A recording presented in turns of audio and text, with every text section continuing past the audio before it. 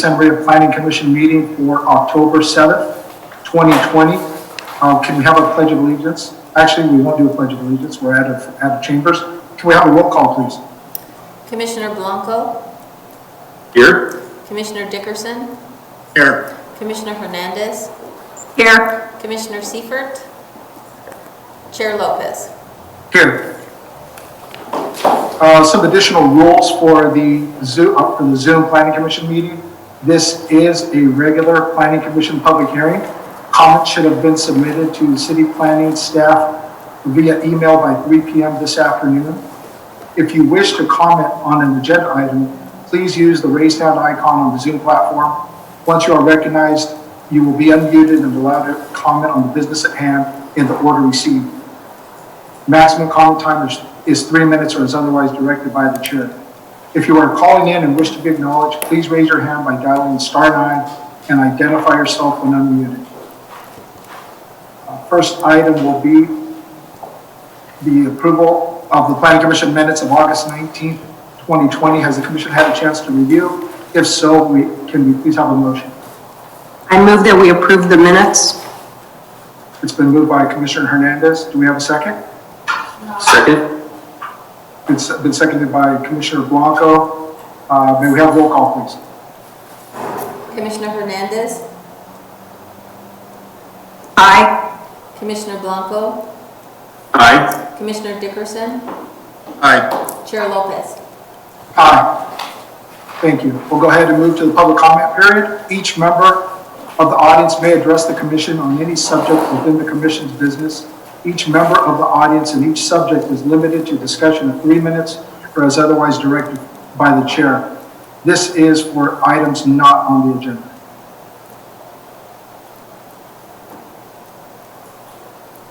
We'll give us a few seconds to see if anybody's willing to raise their hand for public comment. Seeing none, we'll go ahead and move to the public hearings. Procedurally, the public hearings work as follows. I will introduce the agenda item and turn it over to staff for a presentation. Chair Lopez, sorry, I think we had one hand right before you started. Mr. Frank Hill, is that correct? Oh, that's you're right. Okay, so let me go back to the public comment period. And Chair Lopez, Mr. Hill, I'm sorry, go ahead, Dana. Oh, sorry. Mr. Frank Hill is actually the appellant for, on our agenda, what is item number 1. Yeah, okay, so, just Mr. Hill, if you wish to make a public comment other than the agenda item number 1, we can go ahead and unmute you. But if you're willing or wishing to comment on item 1, we'll be getting to that shortly.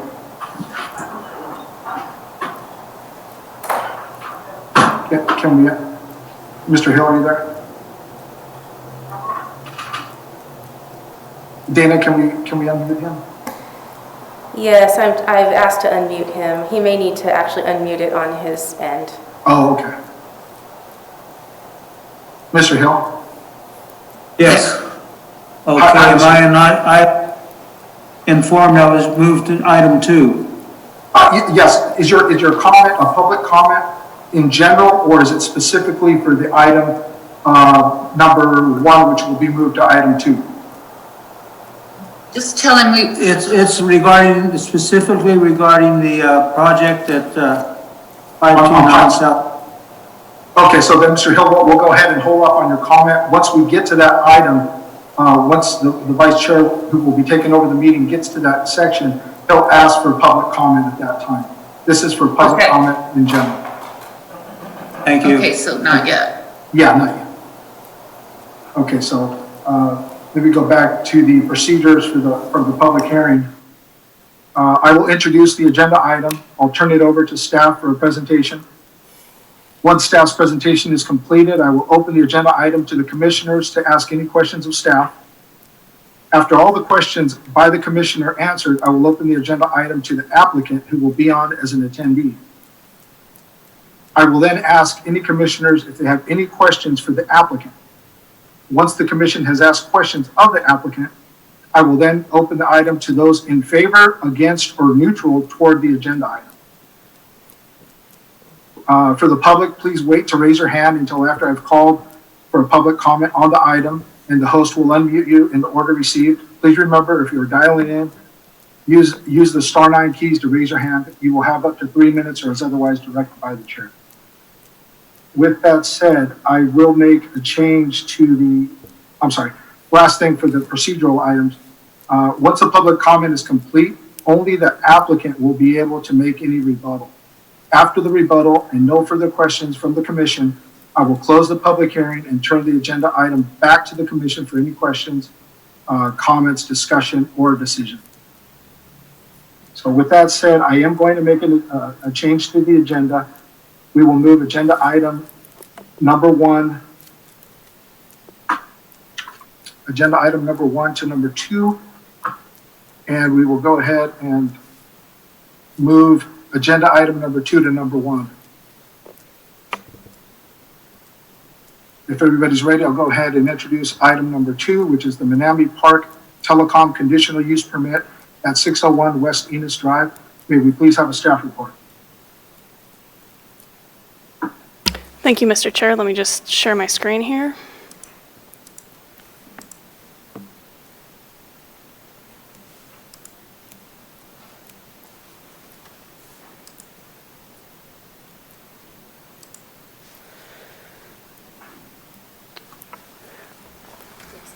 Ooh. Excuse me. This mouse is very sensitive. All right. Good evening. My name is Carol Zuzenhenny, and I will be presenting the project for a telecommunications facility at Manami Park at 601 West Enos Drive. This is a continued item from November 2019.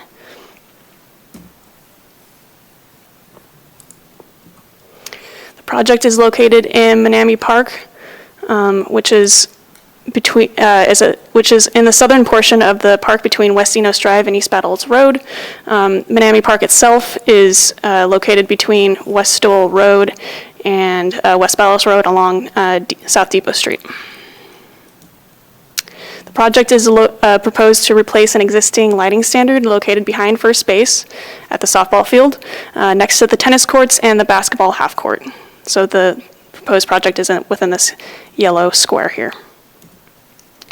The area is within an open space district and is surrounded by parkland, school, and residential uses. To the west over here is the recently approved Akwesasne Blosser Southwest project. So you'll notice that there's some changes with the plan development open space off to the west over here to kind of merge with this open space area over here for Manami Park. This project has been reviewed by the Planning Commission at 2 hearings on November 6th, 2019 and November 20th, 2019.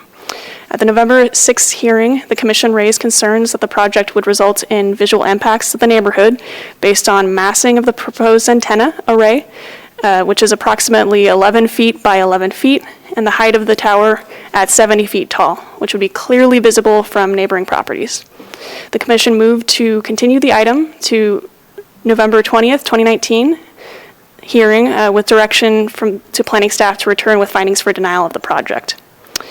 At the November 20th, 2019 hearing, the applicant requested the item be continued to allow T-Mobile additional time to address the Commission's concerns in regards to visual impacts as a result of the project height and antenna massing. The Commission moved to continue the item for reconsideration to a public hearing date off calendar, which brings us to tonight. So this is the slide shows the old versus the revised site plan. The before is on the left, the after is on the right. The project proposes 2 lease areas for the new antenna array, co-located on a 62-foot tall replacement sports light standard behind first base. So that's located here. An equipment shelter and generator with a screen chain link fence enclosure tucked away next to the tennis and basketball courts over here. So there are 2 lease areas. A condition of approval requires a lease agreement to be executed prior to issuance of any building permits. This lease agreement is all-inclusive and is executed by the Utilities Department. In response to Planning Commission's concerns, the applicant proposes a reduction in the height and massing of the antennas. The result of these changes is a slimmer, shorter facility profile, which ultimately improves the project's overall aesthetics. So this is a revised elevation view. Off over here is a 62-foot measurement for the top of the pole. The revised design has reduced the height of the project from 70 feet to 62 feet. The enclosure is to be screened by a mesh nylon windscreen to match the existing tennis court screening. In addition, shrubs will be planted on the eastern perimeter of the enclosure to further screen this facility. The screening provisions substantially comply with the city's administrative guidelines for wireless telecommunication facilities, otherwise known as the administrative guidelines, to reduce visual impacts to the equipment, and is fully screened. Any visible equipment is to be painted with a matching color to be as inconspicuous as possible. So over here is the enclosure I was describing, as well as the replacement light standard with lights for the sports field. The number of antennas has been reduced from 12 antennas off to the left here at 11 and some change to 11, almost 12 feet wide. This is a revised antenna array, which is reduced to 6 antennas, and the antenna footprints have been reduced from nearly 140 square feet on the left to 51 square feet. This amounts to a size reduction of about 2/3 of the original proposal, so it's a quite a substantial change. Here are some photo simulations showing the changes before and after. You can see that the massing and height has been reduced significantly. Another view. And off in the background, you can see the equipment enclosure. This is a view from South Depot Street, looking directly, there's a tennis course off on the left here and some trees. The light standard is right below this yellow arrow here. So the antenna array would be just above that. Here's an example of Atkinson Park. This is a similar project, except that the tower is 89 feet tall rather than 62. A commissioner asked about the diameter of the proposed pole, and the applicant has provided this graphic on the right from this project. The Atkinson Park Tower is taller, so this could be a good example of the maximum size pole required to hold the same number of antennas and lighting features. This is a map showing the existing or proposed telecommunications facilities in Santa Maria, in this part of Santa Maria, on the southwestern side of Broadway. The symbols are divided based on typology, so the circular symbols signify monopoles that are the freestanding, like mono eucalyptuses or monopines, and the diamonds are a co-location, so that would be this project, for example, which is a co-location on an existing facility, which would mean a light pole or on top of a building. And the symbols are also divided by color, so T-Mobile, for example, is blue, and you'll see on the map that there are only 3 on site here on this map, and they are all co-locations. So AT&T is in green, Verizon in red, and multi-carrier, which means it's a 2 or more in black. So the closest telecommunications facility for T-Mobile is on the roof of the Santa Maria Inn, which is less than a mile away. Excuse me. And this is a predicted coverage map of the impact of the facility. On the left-hand side is the before, the right-hand side is after. So to explain this map a little better, the best mobile coverage shown on this image here is the dark green, which is inside of a commercial building. Lighter green is inside of any other building. Yellow is in vehicle, and then gray is outdoor, and white is the worst coverage you can get. You don't get any. So the proposed site that we're discussing this evening is in blue. It has an arrow pointing to it, and the other existing T-Mobile facilities are in pink. So before, you can see there's quite a few areas of the city that don't have great coverage in this particular sector, and after, you see the coverage. One thing I wanted to notice is that this, at the November 6th hearing, the applicant was saying that this facility was proposed to offload some of this overburdened facility at the government center, the county government center, which is off of Miller and Betaravia.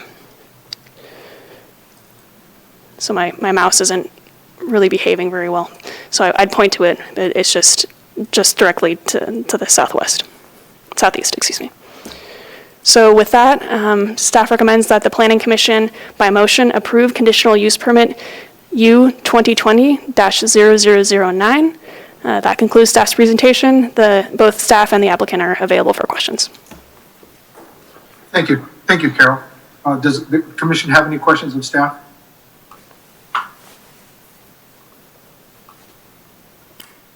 I see no hands. May we hear from the applicant, please?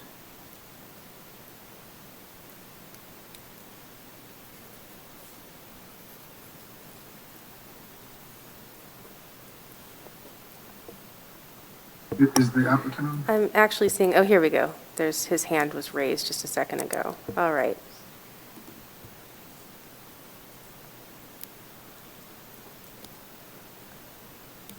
Okay, you should be able to go ahead and speak now.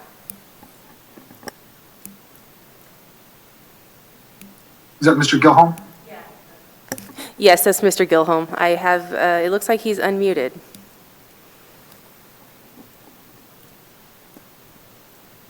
Go ahead, Mr. Gilholm.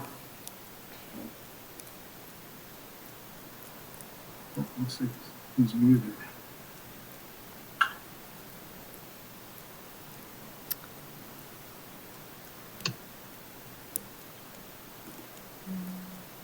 Mr. Gilholm? It looks like he's muted again. Let's see. Oh, Oh, there. let's try now. Go ahead, Mr. Gilholm. Can you hear me? Can you hear me? Yes. All right, fantastic. Thank you, staff and planning commission. It's been another with this project, and here today to ask planning commission support and approval of the revised proposed design, which we attempted to meet planning commission prior concerns. I think staff did a great job at explaining the project total and the changes made, lowering height, lowering bulk and number of antennas, and wondering questions or like me to go in detail on any point of the project. Okay, you cut out a little bit there, Mr. Gilholm. I didn't catch that last 5 seconds. Let me know if you have any questions or if you'd like me to dive into further detail in any part of the process. Okay. Okay, thank you. Does the commission have any questions of the applicant, Mr. Gilholm?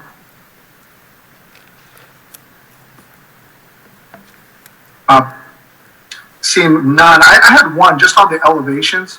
You guys are still calling out a 70-foot high T-Mobile light standard. Is that just kind of something that was missed? I do see that the dimensions on the elevations called out at 62 feet to the top of steel pole, but the actual call out shows 70-foot high T-Mobile light standard. Should be 62-foot top of structure, top of antenna, so the reference to 70 foot is in error. Okay. Okay, yeah, that was just, that's on the elevation of the south and the, On the south elevation, let me yeah, double check. I'm trying to zoom out on my, it's on the south and east elevations, sheet A4.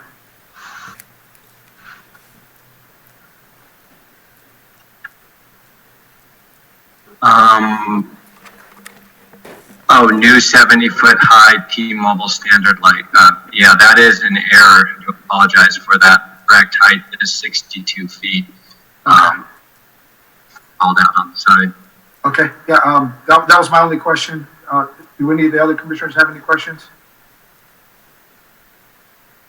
Seeing none, we'll go ahead and open it up to the public. If there's anybody that wishes to make a comment on this project, either for or against or neutral, please use the raised hand icon or the *9 if you're dialing in. A few seconds to see if anybody's wishing to comment. I see none. We'll go ahead and go ahead and close the public portion of this item and bring it back to the commission for discussion, comments, questions, or a motion.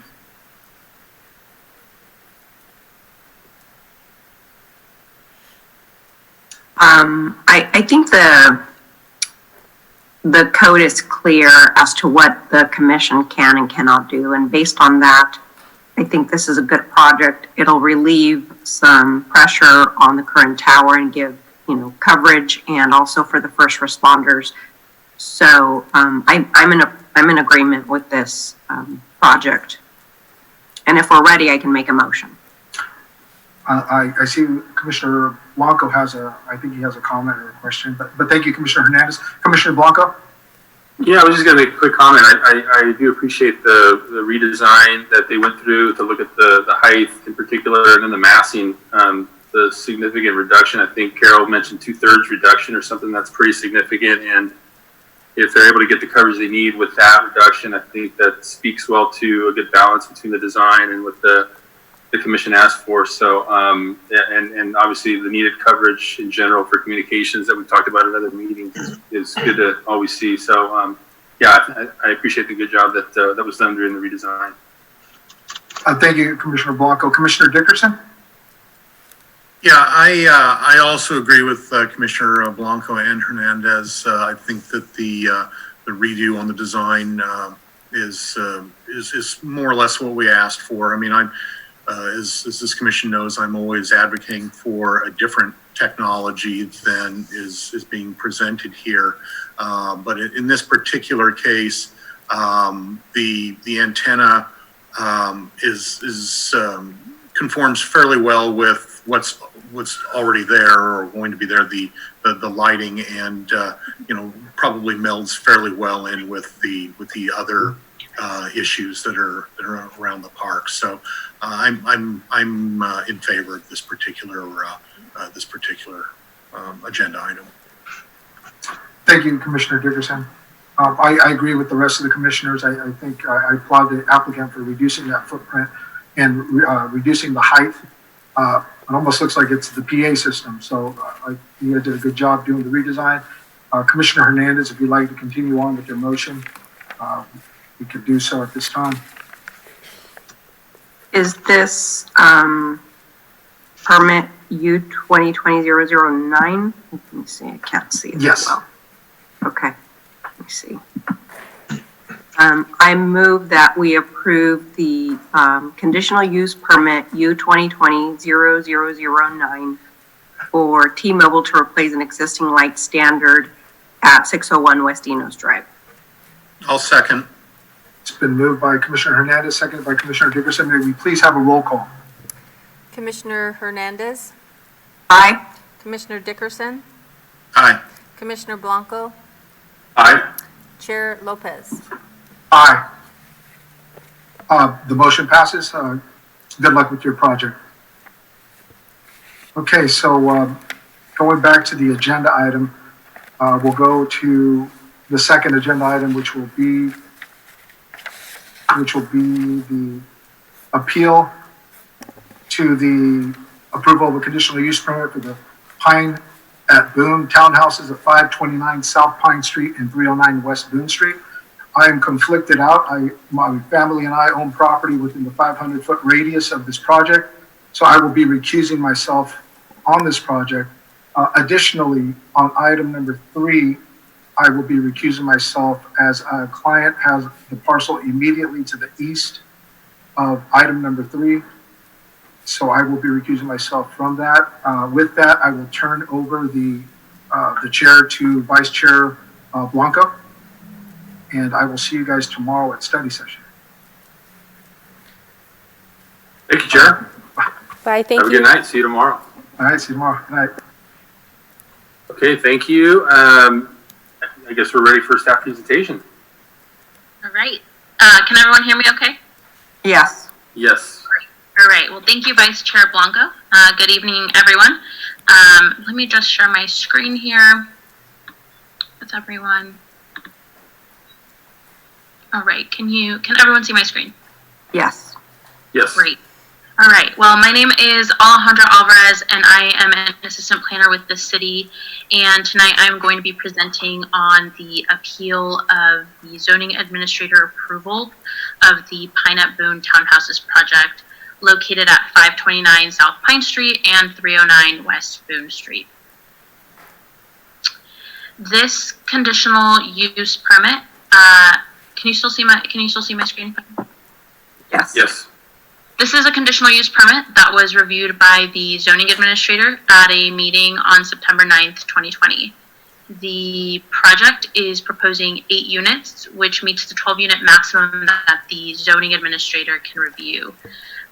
The project was placed on the consent agenda. However, staff did receive written requests to move the item to a public hearing. Staff presented the project to the zoning administrator, and he also heard public comment and concerns at that time.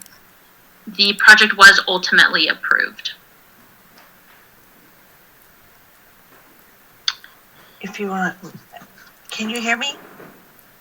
Yes. Yes.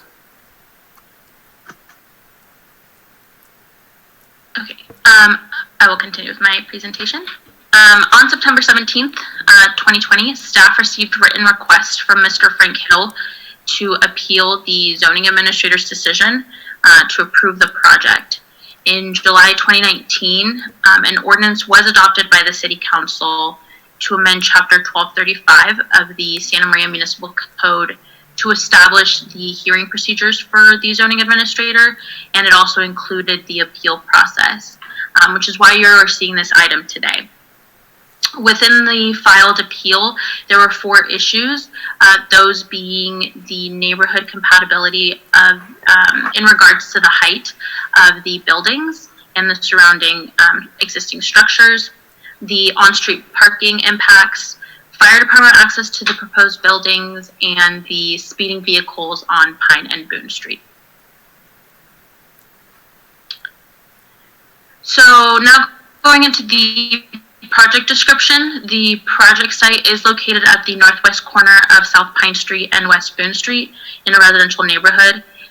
Adjacent development does consist of a mixture of both 1- and 2-story single family and multifamily residential development. The project site and the abutting properties are within the R3 high-density residential zoning district, which is shown here in the orange color.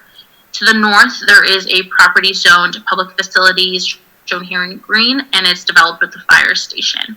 To the east, in teal, are properties within the downtown specific plan. And to the southwest of the site, shown in gray, are properties zoned commercial manufacturing. The intent of the R3 zone is to provide high-density apartment living with substantial space for cooperatively used facilities and open space, while also maintaining the residential character of the district.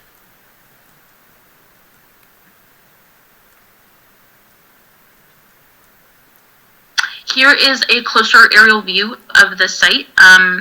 This is showing the existing structures on the lot. The site has 3 existing structures that are proposed to be demolished. The structure closest to to South Pine Street is the larger single-family residential home. So this one right here.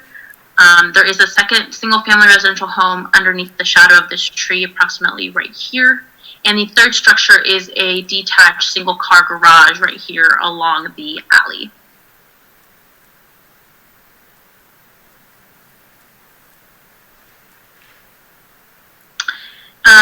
This is the existing view of the site from Boone Street. Again, the yellow structure is that larger single-family house closer to Pine Street. And then on the left-hand side, you have a better view of the smaller single-family home and the detached garage. One other thing to know about this picture is the 2 trees on the right side of the picture are proposed to be removed, and the tree on the left-hand side is being preserved. Here we have the existing single-family home along Pine Street looking west. That tree to the left-hand side right here is being proposed to be removed as well to accommodate for driveways. There are going to be a total of 3 street trees being removed. Again, the one shown here and the 2 on the previous slide. But the project is conditioned to replant 6 new trees, which the project meets and actually exceeds as well. Here is the site plan of the project, of the proposed project. Again, it's proposing to remove the existing structures on the site and construct a total of 8 new townhouses within 2 buildings of 3 stories each. So 1 building facing Pine Street and 1 facing Boone. Of the 8 units, 6 will have attached garages, and parkings for units C and D in the building facing Boone Street will be provided with a carport located directly behind the building, located right here, and it will be accessed by the alleyway. The project is also proposing 5 new street trees, 3 along South Pine and 2 on West Boone. That existing tree on the corner of Boone and the alley will remain, as mentioned before. The other trees, replacement trees, are located within the site. 43.7% of the site is being proposed to be landscaped as well. The applicant is also proposing to add a bike rack and some picnic tables closer to the carport for future residents to enjoy. So here we have the floor plans for the 6 units with attached garages. All 6 units will have the same layout, with the only difference being that the floor plans shown here are mirrored in some units. Those units with attached garages on the first floor will also have a kitchen, a dining room, a living room, and a bathroom. And the second floor will have 3 bedrooms and a bathroom. And finally, the third floor will have 2 bedrooms and a bathroom. The 2 units without attached garages will instead have an additional bedroom on the first floor, and the second and third floors of those units will look exactly like the floor plans shown here. One of the issues that was raised in the appeal is the height compatibility of these buildings and the rest of the neighborhood. In the R3 zone, according to the municipal code, the maximum height of a structure is 35 feet. This project would be constructed with a height of approximately 30 feet, which is below that height limitation. The applicant is proposing, in addition, to add architectural features such as window trims and shutters. One other thing to note about this project is that the wall planes of the upper floors are recessed back from the lower floors. And what this does is it breaks up the mass of the building and softens that visual impact a 3-story building could have of the wall planes if all the wall planes were flush together. Also, the color scheme is neutral and it's meant to be compatible with the surrounding residences. And so the top left picture depicts the building adjacent to Boone Street, and the top right-hand picture shows the building adjacent to Pine Street. Here we have a map indicating where other 2-story multifamily buildings are located near this site. Though the proposed buildings would be the highest in the neighborhood, there are 12 existing 2-story multifamily buildings in the blocks directly adjacent to the site, and an additional 14 more in the surrounding blocks. The number stars do correspond to the pictures on the right-hand side. These are just some of the closest buildings to the site that are 2-story multifamily dwellings. And for example, picture number 4, 520 South Pine Street, has very similar architectural features as those being proposed for this project. So the other issues raised in the appeal were in regards to on-street parking, the fire department access to the buildings, and speeding concerns. So for parking requirements, the municipal code does require one covered and one uncovered parking spot per unit. This project meets those requirements by providing 8 covered and 8 uncovered spaces for a total of 18 parking spaces. As mentioned in other slides, units C and D in the building facing Boone Street have that carport and driveway in the rear. Another concern was the fire department access to the buildings. The fire department did review this project and approved it with conditions. Condition number 24 in the permit removes on-street parking for the first 50 feet of the northern side of Boone Street, starting at the intersection of Pine and Boone Street. And that's shown here in that red line towards the bottom of that picture. This is going to approximately remove 2 parking spaces of on-street parking, but it will allow for fire access to these buildings. The final concern of the appeal is the hazards of speeding along both Pine and Boone Streets. These streets are local roadways, and the vehicles or traffic generated by the project are still required to abide by the posted speed limit, and this project is not proposing a change in that speed limit either. So with that, staff does recommend that the Planning Commission deny the appeal and affirm the decision made by the zoning administrator to approve the conditional use permit U 2020-7 for the Pine at Boone Townhouses project. This does conclude staff's presentation, and I am available for questions. The applicant is available as well, and they have a presentation of their own. The appellant is also on the line, and we do have a chief champion on the line with the fire department if you have any questions regarding that issue. Great, thank you very much, Alejandra. Before we move forward, I do want to disclose that it did have an ex parte communication. I did get an email from Mr. Joe Halsell. So I don't know if anybody, any other commissioners have any ex parte communications they want to disclose. I also was going to say that I also had a email from Mr. Halsell. Commissioner Hernandez, I think you're on mute.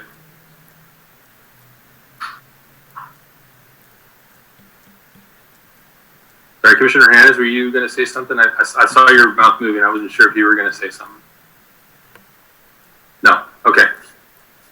All right. With that, let's go ahead and any questions by commissioners of staff?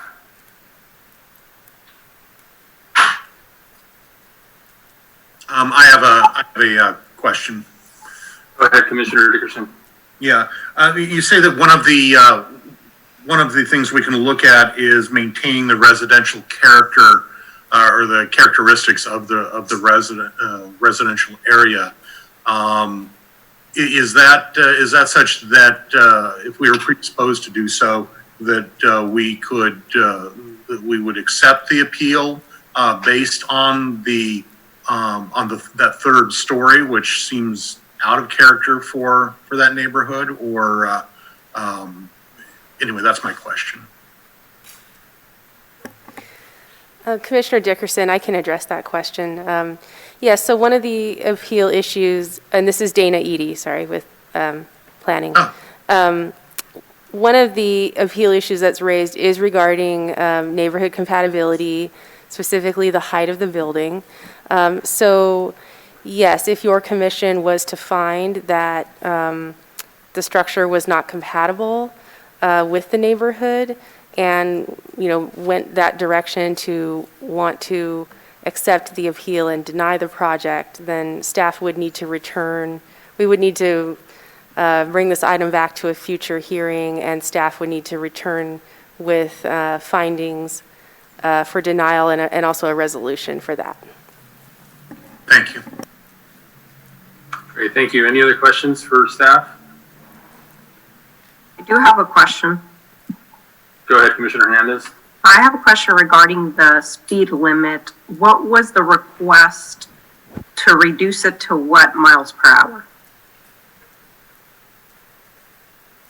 There was no request to a certain number. It was just stated that it was a concern that it was there was speeding along those roads. So people are driving faster than 25. According to the appellant, that is an issue that they did bring up, and they have noticed. Okay, thank you. Mr. Chair, this is Heather Whittam, Assistant City Attorney. Go ahead, Heather. I just would like to remind the commission, kind of following up on the question by Mr. Dickerson about the Housing Accountability Act. There's been a bunch of recent amendments over the last few years. The Housing Accountability Act is a move by the legislature to encourage housing. The legislature has declared that housing is a critical problem that threatens the economy, the environment, and social quality of life in California. And under that Housing Accountability Act, in order for a city to deny a housing project or to impose conditions that make it infeasible, there are additional conditions that we would have to make in order to justify such a decision, just to let you know. But if you have any other questions about the Act, too, I'd be happy to answer them. Thank you very much, Heather. And Heather, what do you mean by other conditions that would have to be found? So the finding that you would have to make if you deny a housing project or impose conditions that make it infeasible, you have to show that the project would have a specific adverse impact upon the public health or safety unless the project is disapproved or approved upon the condition that you think is necessary. So you have to be able to show, they define specific adverse impact, that there is a significant, quantifiable, direct, and unavoidable impact that directly affects public health or safety standards. It's all part of the Housing Act, which I can read some of the findings that help give you a background for this act and where they're coming from. It was adopted because the legislature felt that cities were not welcoming housing, and that certain communities were opposed to growth and opposed to housing. And so they made findings that the California's housing supply and affordability crisis is of historic proportions. California housing has become the most expensive in the nation. The excessive cost is partially caused by activities and policies of many local governments that limit the approval of housing, increase the cost of land for housing, and require that high fees and exactions be paid for by developers. This is all the language in the statute, in the government code. That just gives you a little background as to what the legislature's intention here, which is really to, they feel that cities didn't voluntarily, so they're kind of pushing that cities be more amenable to housing in their communities. It doesn't mean that you have to approve all housing. The housing has to meet all of our objective standards and requirements. And when something requires a conditional use permit, you still can look to aesthetics. You can still make conditions to ensure that the housing fits the character and community of your neighborhoods, but it's all with limits. And if you deny a project outright, or if you require a reduction in the density, or a condition that makes it no longer feasible, you really do have to be able to justify it. Thank you, Heather. Any other questions of staff? Okay, seeing no other questions, let's go ahead and get the presentation from the applicant, or the proponent, I guess, in this case. Is that right, Dana? Would we, or Alejandra, are we hearing from the proponent? You're hearing from the original project applicant. Applicant. Okay, great. Thank you. And who is that tonight? And that's going to be Mr. Joe Hossel. Okay, And great. Whenever you're ready, Mr. Halsell, if you're ready. Okay, thank you very much, Commission, for allowing us to present tonight. So just a little bit of color on the approach that we are taking with projects that we've either currently built or planning that are very near to the downtown zone. We take very seriously the sort of the vision and the standards that the city's placed on its projects in the area in downtown and near downtown. And anyhow, we know we've been here a long time. We know the neighborhoods very well, and so what we really try to do is place projects appropriately per the city's standards, so that the approval processes can be as simple as possible. That the city gets to achieve everything it's set out to do, and that as builders we get to keep building, and for our partners in this case. We are building this project. Jay Hardy with Hardy Diagnostics is the main partner on the project. And when he saw the flexible housing, well, not just the flexible, and when he saw the housing projects that we were doing near the downtown area, he asked us right away, hey, could we do one of these for our company? Because of the ability to just find safe, clean, affordable housing is a real impediment to our growth in this town, particularly for the workforce level workers in his business. So anyhow, with that, I just want to show. I know we all know this town very well, so I just want to show some of the main benefits to our project. Even though it does, when you build it as dense as it's allowed, it feels a little big. It may feel a little dense, but here's some of the other side of it that the beneficial side of this type of housing. So if we can go to the next slide. So we're basically we're really close to a lot of public transportation. The closest stop to us is 250 feet away. It's on Pine at Jones. It's a block away. It's not even a block away. The main artery, Broadway at Jones, 940 feet. It's not even a quarter of a mile. And then the transit center is less than a half a mile. So we know that parking is tight downtown, but we also know that it's the sort of the beating heart of the public transportation system as well. So anyhow, it's very close to public transit in many degrees. Next slide. It's also incredibly close to most public services and amenities. The brand new Buena Vista Park is just a few blocks away.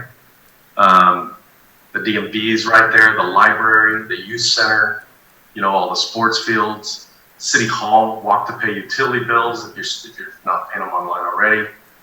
Fire Station 1 is a block away as well. So anyhow, the services that we use from the city, they're all incredibly close, and that's what makes a perfect equation for this dense housing. Next.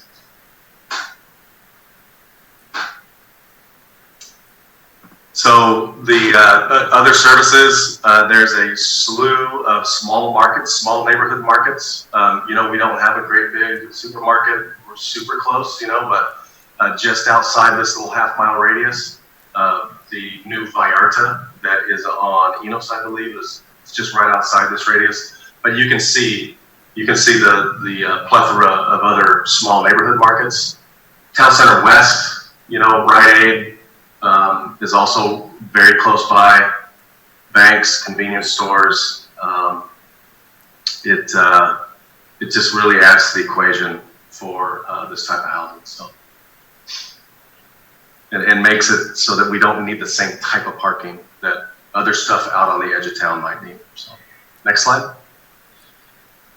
So the places to eat, I think people are really remembering and finding out again how much great stuff there is to eat downtown. So, 22 restaurants within a half a mile, that doesn't count the number of restaurants inside Town Center at the food court, which are terrific. So, again, everything that people need to just get out and take a short trip for in their car, it's all walkable. And so we feel that this is we feel like this is a simple path. We feel like it's a simple path to be able to approve projects like this. Next slide. So one of the biggest reasons that I think we should look positively on this project is that you've got two really seriously dedicated partners working on this to make it a successful project. Both of our companies, are known for creativity and innovation and a real commitment to the city. And like I said before, Ashley Hardy is experiencing some incredible growth right now. And the ability to stay here and grow here is directly related to the accessibility of housing like this for them. So next slide. So 3-story construction, Alejandro did a great job talking about the massing. We also, my brother and I, who own Hustle Builders together, the quality of architecture is just, it's near and dear to our heart in everything we do. And, we want to make sure that we maintain that quality. We're not going to be building the Taj Mahal or anything like that, but we've definitely gone next level with just our initial submittal for some of the other infill projects that duplexes, fourplexes, things like that do get approved in the area. So we feel like we have embellished the exteriors to be a real benefit to what this neighborhood looks like and what it's going. The bar that it sets for folks that do want to do infill housing near downtown. So we hope that we've created a new model that is simple and it provides for these flexible living environments that really will help revitalize the downtown area.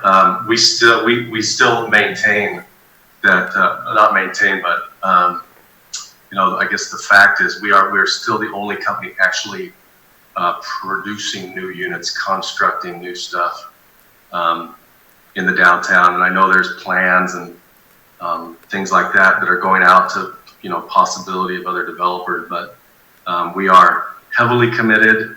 Our partners are heavily invested in constructing new residential units downtown. So I think so. The next slide.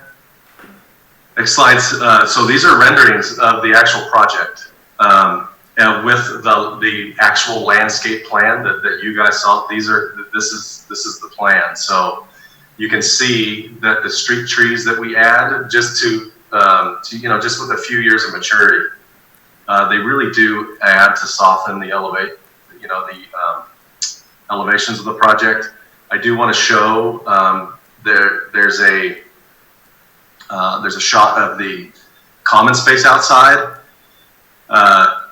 This is one of the trade-offs that's made sometimes when parking comes before the sort of quality of life standards. Sure, you could add 10 more parking spots and you will take away all of the common space, and we'll squeeze in the landscape space and ask for a reduction to get parking in, but it really does take away from what can be, what really actually does raise the standard of living in this townhome environment. So, but you can see the way we've massed it, the way the levels step back from each other, the 3 stories is not front and center on the back of curb or anything like that. And next slide. So our site plan, I just wanted to point out the physical parking spots on the site. On the top left corner, we'll have a small carport. We'll have a small carport that'll have 4 cars. We have, there's 6 covered parking spaces in the garage spaces inside these units. So that's a total of 10 so far. And then there's also parking in the driveway, which adds another 6. So that's our 16 required spots. And then, you know, kind of what's referred to as bonus spaces. There's another 5 that are just on, that are adjacent, you know, in the street up against our property. There's another 5 spots there. The fire lane, obviously, it will not be parked in. And then one of the old trees that was healthy enough to save, we did end up putting a bulb out in the curb so that its root system, you can see in the bottom left-hand corner, just above the Hardy Diagnostics logo, the curb comes out into the street, and the sidewalk bulbs around, so that one, to protect the sidewalk and curb from damage from the root system, but also let that tree keep growing. The other one, we had one other tree that was decently big, but it was not healthy enough to last. It just wasn't healthy enough to last. So the next slide is of a project we just finished. We got our temporary C of O. The townhome setup is nearly identical. We've made some important improvements on the new ones, but on the top left slide, you can see the solar panels on this. We're going to be doing the same thing here. We're going to generate all of our own energy for the project. That is not required. There's a little bit of generation required in the code. It's not required to generate all of it, but we are going to the amount of solar that is generated will offset nearly every bit of electricity we use on the project. And that's important to us. The technology's there, the efficiency's there, and even though, you know, people kind of moan about having to do it, it's just smart. It's smart. It's smart for building operations. So let's see. You can also see the way that the landscaping really improves the site. This was one where we had considered, the city had considered requiring a carport in the backyard. And you'll see through these slides how much the landscaping really adds to the quality of the project. The slide on the top right, that's a street view of the 3-story. And you can see just that, you know, as you're walking by, you barely notice the 3rd floor because it is set back so far. And there's so many protrusions and undulations as you go down the facade that 3rd story is softened to, you know, a high degree. The bottom left picture, that's an alleyway. That is the nicest piece of alley in Santa Maria. That's where we park. The landscaping's there. The trees are going to grow up good. But, you know, that's not a typical, if you get to drive by that project, you just won't recognize that is actually facing the alley. And the bottom right picture is the common amenity in the backyard, where during the day, there's a whole bunch of people that are doing school now, and they don't have to just get stuck inside. You know, we have super high speed Wi-Fi coverage on our property, thanks to Comcast. And it really is a terrific private sort of wind block, secluded place for people to gather and go about their work, school, play. But that project, you can see it, it's built, and it has the same presence, the same curb appeal, the same feel as the one we're building on Pine and Boone. So anyhow, that concludes my presentation. I'm very happy to take any questions you guys may have. Thank you very much, Mr. Halsell. Any questions for Mr. Halsell, for the applicant?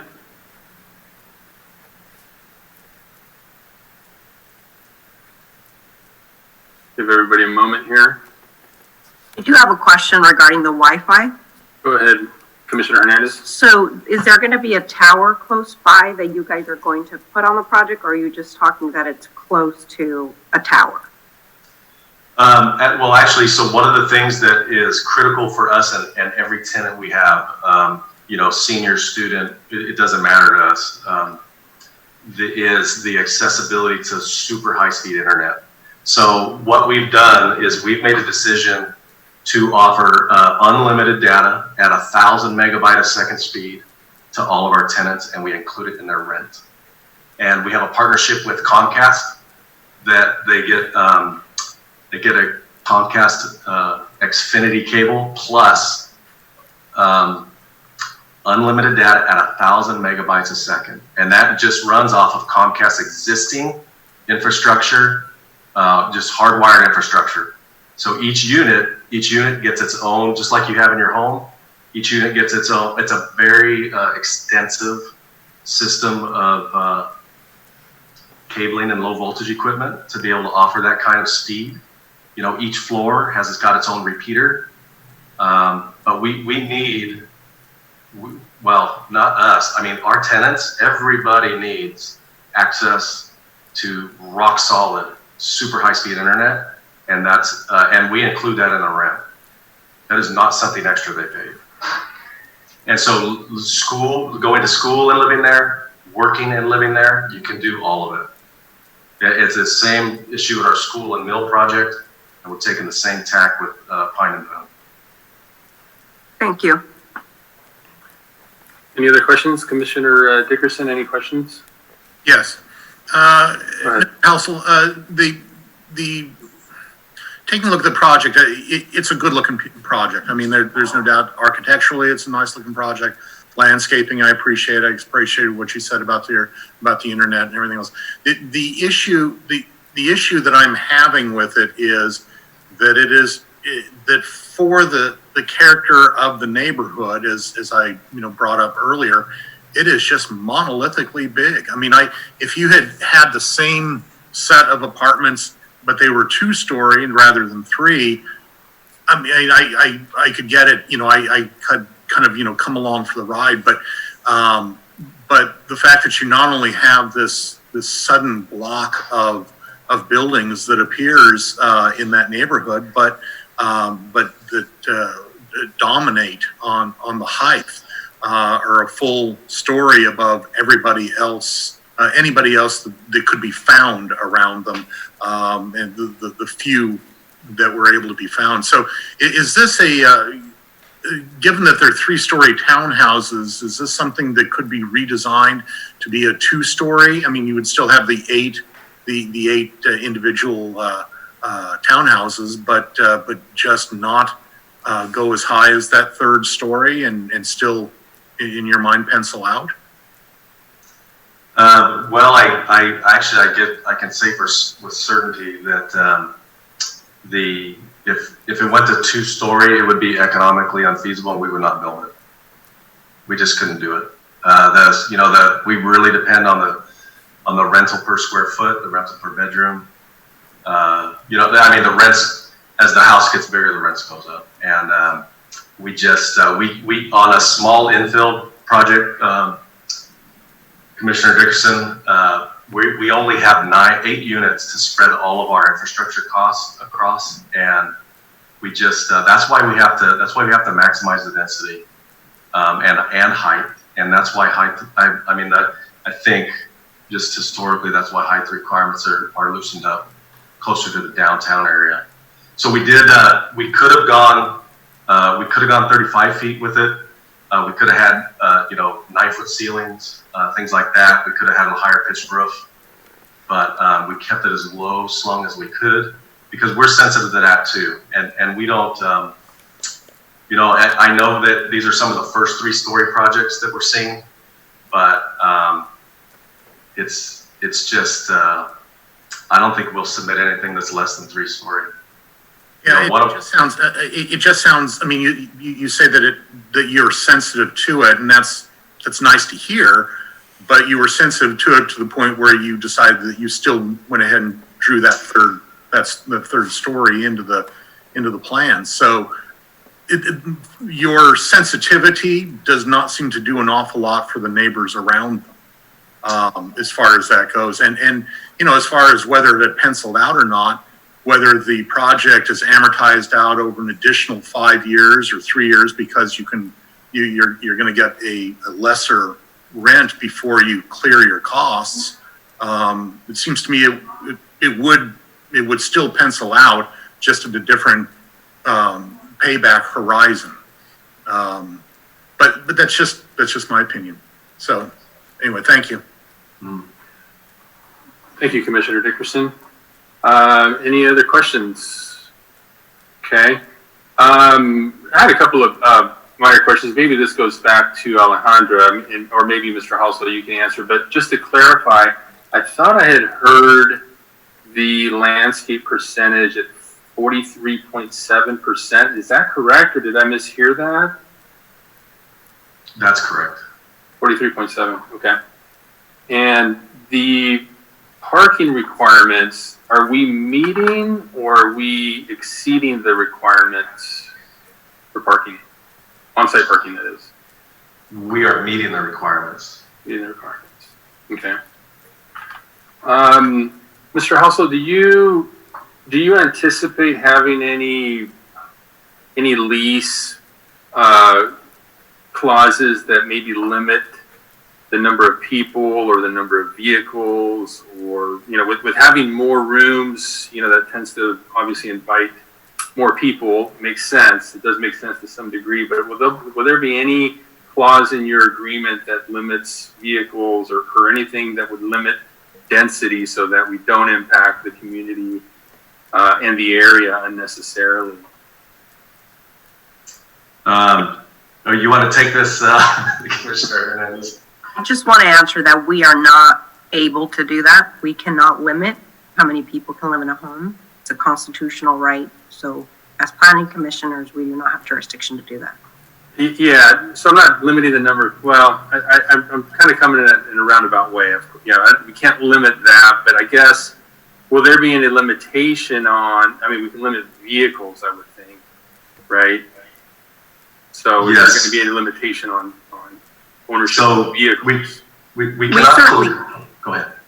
We certainly can, I think, limit the car the tenants can have, but we cannot limit the amount of people that live in a home. Yeah. So the cars, and of course, you can't stop somebody from parking down the street or anywhere in public right of way. So I'm just trying to get an understanding of if the applicant is doing anything to, mitigate some of the issues that the community has been seeing in regards to these kind of things like parking problems or those kinds of issues. So, if there is, it'd be good to know. If there is not, good to know too. So one of the things that we do in our leases, and we I guess you have to understand we cannot police this perfectly, but we during the lease up we only allow 2 registered vehicles per unit. And again, cars and parking are, they're like this never-ending issue in town, and it's so anyhow, that we do the best we can. And one of the screening methods we use is that we list our tenants, we list the vehicles registered in their name, and we only allow 2 per unit. So great, thank you very much, Mr. Halsell. Commissioner Blanco? Oh, I'm sorry. Go ahead, Commissioner Dickerson. Following up on that, the Housing Authority also has a vehicle limit, and they do a very good job of making sure that their tenants follow that, and if they don't follow that, then in essence they evict them, or give them warnings and starts leading down that road. Are you going to be doing that type of oversight for car ownership and parking? Yes, because we have full-time staff living on site. So it's the same folks that assist during the lease up. They get to know the people, they actually sign them up, and it's their job to watch that people are following the rules. Thank you. Great. If there are no more questions, then I think we're ready for the next presentation from the appellant, I believe. Is that correct, Alejandra? Or Dana? Yeah, that's correct. The appellant does not have a presentation, but they are available to address their issues in the letter that they filed, in the appeal that they filed. Okay. Okay, Frank. Mr. Hill, if you're ready. Are you ready? Yes, go ahead, Mr. Hill. My name is Frank Hill. And my name is Frank Hill. I'm property owner, 306 West Boone. And I want to clarify immediately that I'm not against this housing project. I am against the third story. And I firmly believe that it is not compatible with the neighborhood. And even though there are other higher buildings around, that has no effect on this neighborhood. So, you know, that's one of the reasons I would like to keep this to the highest as a one-story neighborhood and make it compatible with the residents that are here. Many of the residents are renters, so, you know, they're, needless to say, you've heard some of them would be afraid to speak up, and some of them just couldn't speak up. I want to make an excuse for some of my words. I'm dyspraxic, so at times I'll substitute another word, not knowingly, or I will leave out a word. So I will not be offended if you ask me to repeat what I said or what I meant. You're doing just fine, Mr. Hill. Thank you. The other thing I have concerned about now is this a low-income project for low-income renters? No. Okay, I was heard someplace that it was low-income project, and I'm not opposed to that either. But anyway, and I'll be speaking as the staff, the Planning Commission staff report that was permitted, given to the city of Santa Maria in October. Let's give us the city today, and I'll go in sequence, and I hope to not stretch my 3 minutes as the previous speaker did. I spoke to the first thing, to the Height. the height, now the fire department access.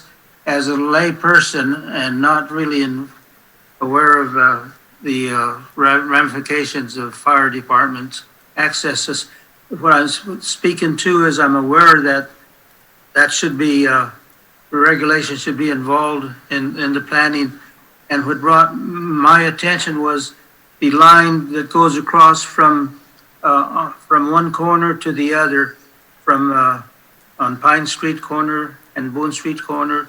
To me, it looks low, but I'm not a good judgment of height without a ruler. Even times I make a mistake with a ruler or a tape measure. So, but that tells me that there'd be some problem that would have to be switched or changed or whatever the fire board. I'm aware that they approved this, but I don't know, you know, if that includes the high tension wire that crosses right at the corner. And the next thing I would like to speak to is the speed limit. A lot of kids go down the street, cross the street, run across the street. Heavy crossing at the And there's intersection. a lot of traffic over here on this street. And I'm just concerned why there couldn't be a four-way stop and some traffic signs. You know, pedestrians, school or children walking, or impaired people that walk like I do. Sometimes I can walk quite well, other times I can't. So, but anyway, that I would recommend that. And they speed down this street. Let me tell you this, how some of those old FedEx today. those old cars that are older than mine can get up such speed, I don't know, but they they come across there lickety split, and I can't get a license plate because they're gone before you know it. So there is some concern about safety, and safety is mentioned in your environmental report that was presented to the city staff by the planning staff.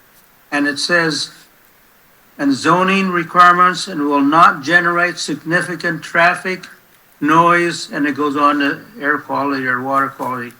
It will generate significant traffic, and the noise they make when they go through here, winding up those RPMs, or those, big loud radios they play in the cars as they go by.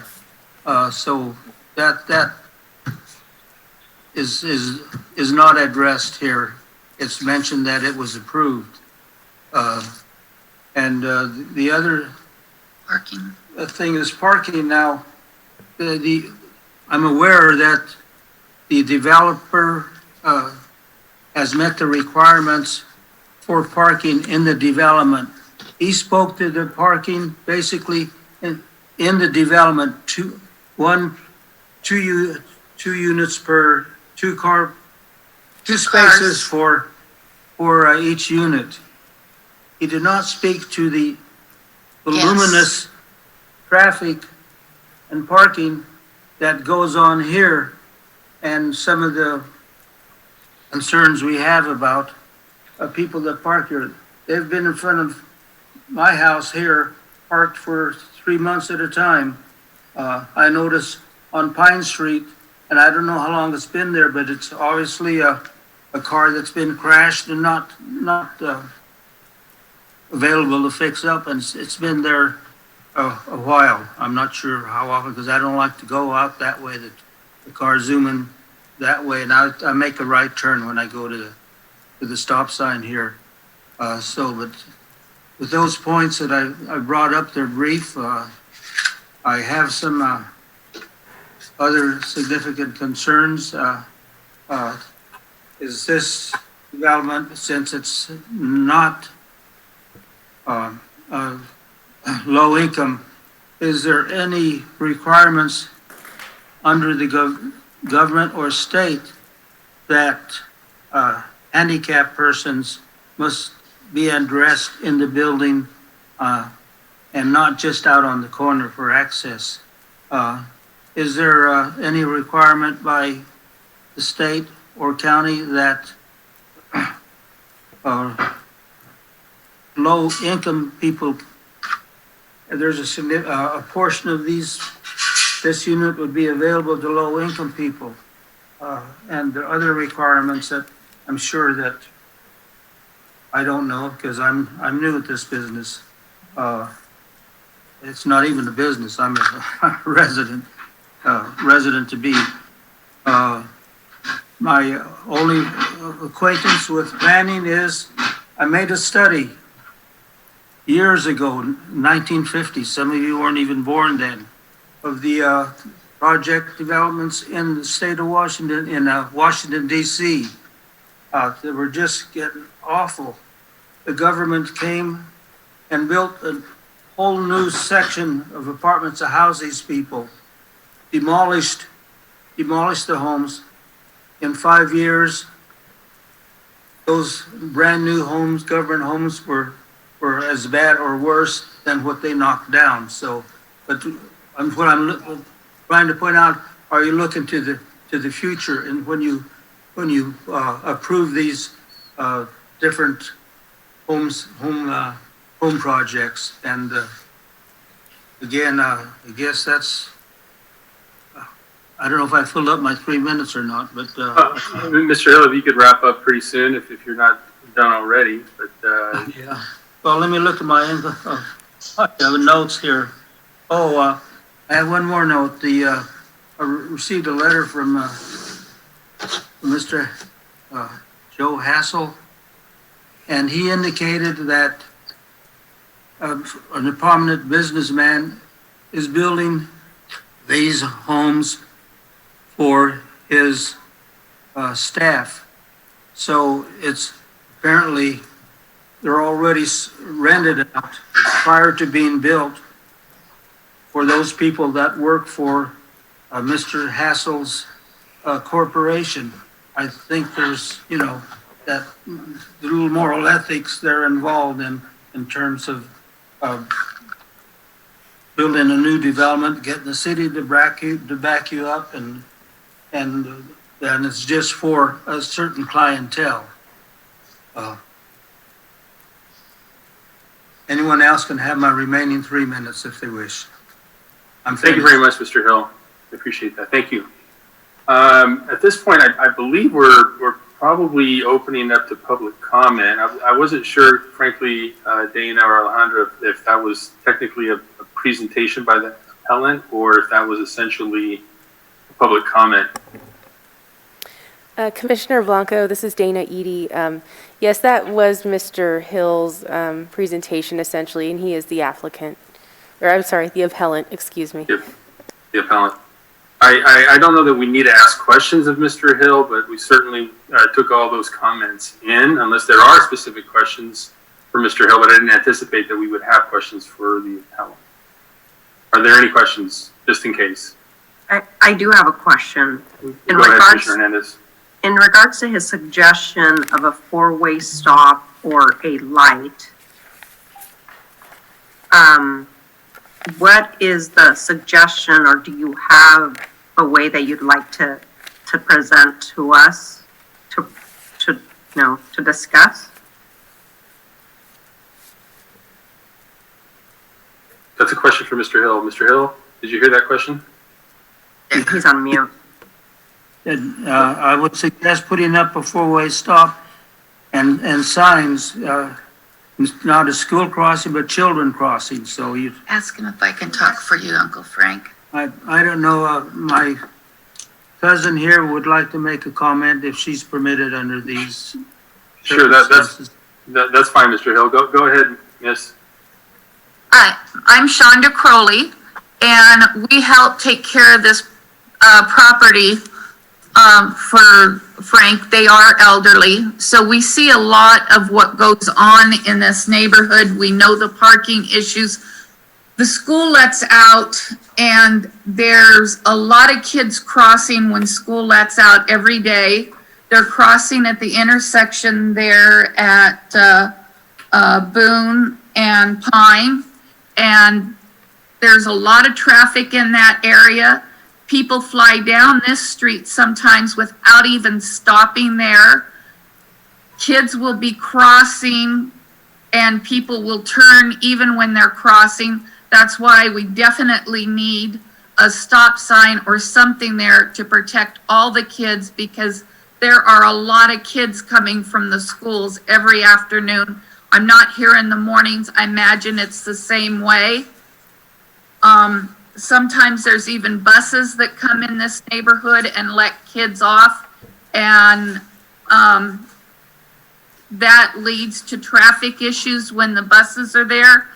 Also, this street is so narrow, even if you put that red fire lane up, a lot of times when cars are parked on this street, you can only go one car at a time down the roadway because there's just no room for two cars passing.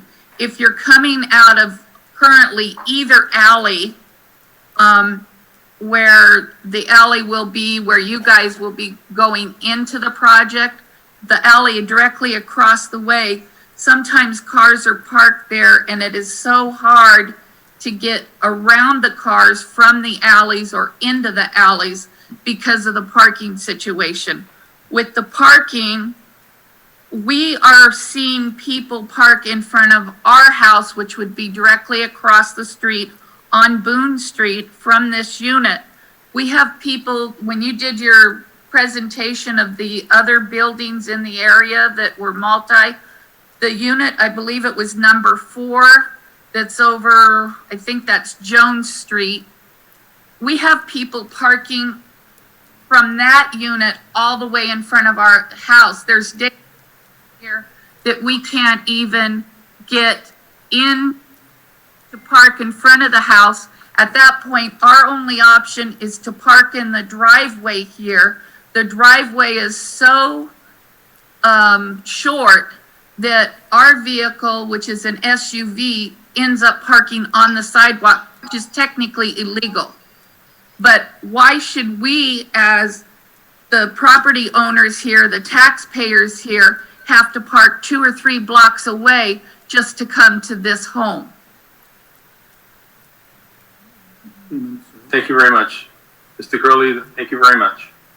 I see Mr. Housel has his hand up, but Mr. Housel, you'll have an opportunity to make a rebuttal at the conclusion of the appellant's presentation. So hang on for a moment, please. Okay, I believe if there are no other questions at this point, then we will open it up to public comment, see if there's any additional public comment. I see a Jay Hardy. Can we unmute Mr. or Jay Hardy? Okay, can everybody hear me? Yes. So this is Jay Hardy. I'm in a partnership with Joe Halsell on this project. I'm the CEO of Hardy Diagnostics. We're a medical device manufacturer located on McCoy Lane. And we've been in Santa Maria since 1991, and we've experienced a lot of growth lately, as you might imagine, since we're very much involved in supplies to fight the pandemic. And in fact, we've just about doubled our sales lately, and we are having a very hard time finding employees.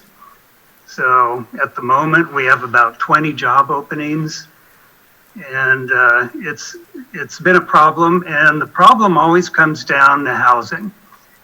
Whenever we go out to recruit in this area, the constant complaint is that for a manufacturing job, that they can't afford housing. And so I was very excited when I heard from Joe Halsell and saw some of the other projects that he was working on. I thought this might be a really good solution to our problem, that our company could continue to grow and expand if we were able to find low-cost housing for our employees. And keep in mind that we are a manufacturing company, and although we do have a number of technical positions, microbiologists and engineers, the backbone of our company is manufacturing. And these are jobs, starting wage is somewhere around $16 to $17 an hour to start.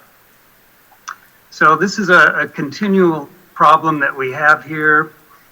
We also have another facility, a manufacturing facility in Ohio. In that area, the housing is about 1/3 the cost of Santa Maria. And we've had some of our people move from California to Ohio, and we are expanding in Ohio as well. But we really don't want to leave Santa Maria. We very much like the city. We like the environment here. We like the weather when it's not smoky and ash falling from the sky. But we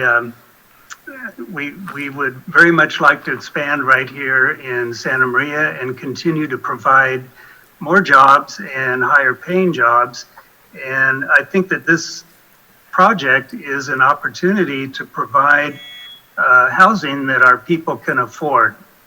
Mr. Hill indicated that it would be exclusive to our employees. No, that is not true. It's open to the public. We may give certain allowances to our employees to help them with their housing, but it is open to anybody. As far as the size of the project, it really has to be high density, and that's why Joe Halsell has designed it as a 3-story building. In order to keep the costs low, you really have to do that. You have to have the higher density, and in that way we can keep costs as low as we can get them. So anyway, that's our incentive for getting involved in this project. So we do have maybe some selfish reasons that, we want our company to grow and thrive here in Santa Maria. And, like I say, housing is always the issue. I get complaints from employees all the time, when they're They just have such a difficult time finding decent places to live that's affordable. Thank you very much, Mr. Hardy. Any other public comments at this point? Chair, I had a question from Mr. Hardy. Go ahead. Yeah, Mr. Dickerson. Mr. Hardy, you said you were in a partnership with household builders to build these, and that you would be offering some sort of incentives to possibly incentives to employees of your company for renting these facilities. So the question is, you said that for this thing to pencil out, as Joe did, that it needs to be high density, and there's no question. Nobody is questioning the 8 units. They're questioning the height on the 8 units. So when I asked Joe about this, he said, well, it needs to pencil out for the rent. But ultimately, if you're incentivizing the rent and you're a partner in the thing and you're doing it so then your employees, and I know it's open to everybody, but so your employees might have someplace additional thing, then that already impacts the spreadsheet on figuring out how long this thing amortizes out before it starts paying itself back. The issue that the neighborhood has and that the appellate has here is that is the height of the thing, which is not truly impacting anything that you're discussing. You're still going to put the same number of people in the units. So I guess as a kind of a thing, something to show to the neighborhood that you understand their issues, it seems like it's a nicety and not a necessity to have that third story. If you had the 2-story, you'd still probably be renting it to your employees, probably be incentivizing. I don't understand where that 3rd story becomes a necessity rather than a nicety. And so maybe you can help me bridge that. Yeah, well, I certainly understand your comments. I think, I guess it's all about the financial aspects. There can be, with 3 stories, there can be more people. And again, it's all about keeping the costs as low as we can get them. But as far as the visual aspect of the 3-story building, I'm wondering, have the commissioners seen the project on Mill that Mr. Hossel's done? It's very attractive, and I don't think it detracts from the neighborhood at all. And maybe that's my personal biased opinion, but I've been there several times, and I think it blends in very well, and it's a nice addition to the neighborhood. The buildings that will be demolished are kind of an eyesore, in my opinion, and I think this is a big improvement to the neighborhood. Thank you, Mr. Hardy. Before we skip over public comment, I want to make sure that we don't have any additional public comments before we hear any rebuttal from the applicant. So are there any other comments from the public on this item?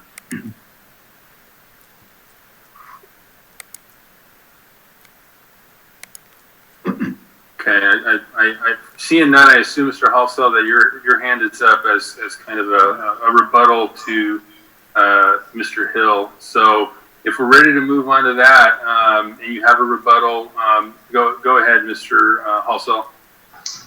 Sure. Actually, I wanted to speak with a valid concern that Mr. Hill brought up. He brought it up during the zoning administrator hearing about the speeding that happens on Pine Street. I went to the site after work that day because when he said it, it dawned on me. I'm like, oh, it dawned on me that I had recognized that, but I didn't really notice it until he said it. So I went there when people were out of work, not out, after work basically, and they drive really fast on Pine.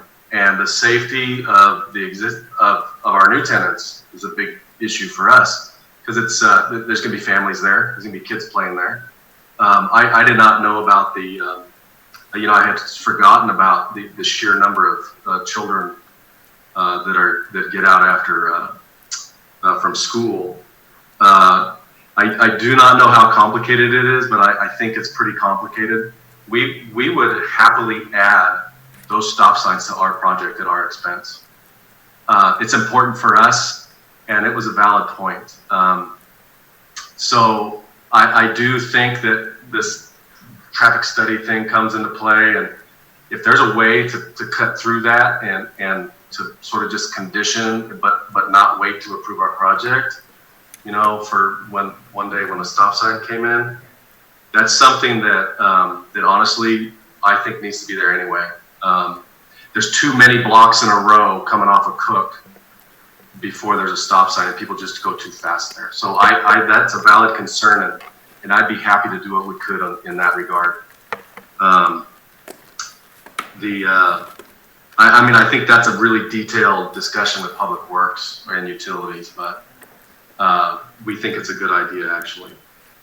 I'm just concerned about the timing on that, that's all. The issue as to the third floor, it's important. Our city lives multi-generationally, and the third floor represents 16 bedrooms. So if you just took it's 16 bedrooms, and it has a big impact on how we serve the families, and I hate to bring in the spreadsheet discussion, but 16 bedrooms is a big deal. Even if an employer decides to give some, even if he helps the employees afford the rent,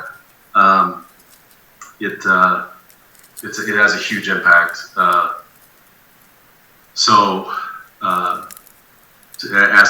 As to economic hardship or feasibility on the project, and anyhow, we did. I mean, we stayed well, 15, 17% under the height limit, and we were as sensitive as we could. But still, what's it take to actually go and develop near our downtown core and provide housing that people really need? It's so expensive.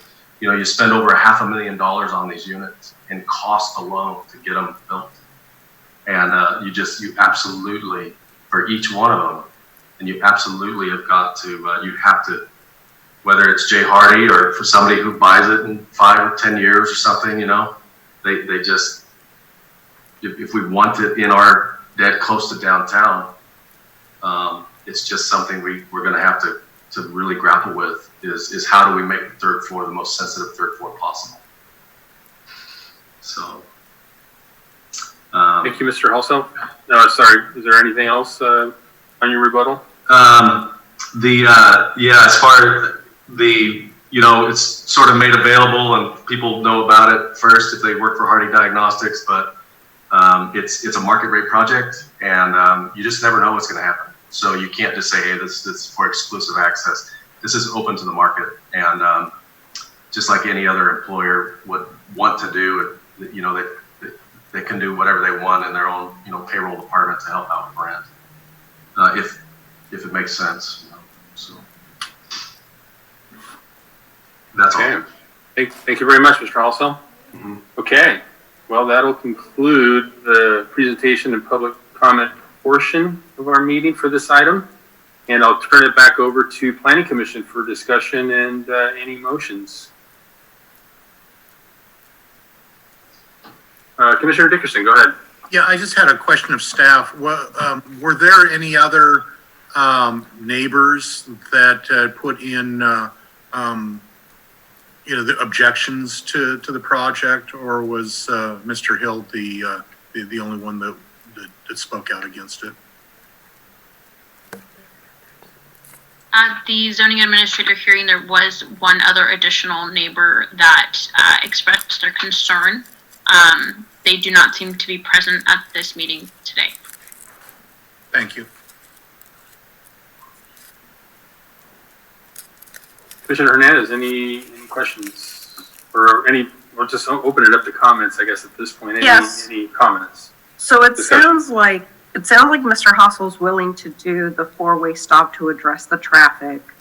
The parking, he's willing to do a limit on the parking as Commissioner Blanco suggested, so that it reduces the congestion for the parking. Was there something else, Mr. Hossel, that you were willing to do to address the concerns?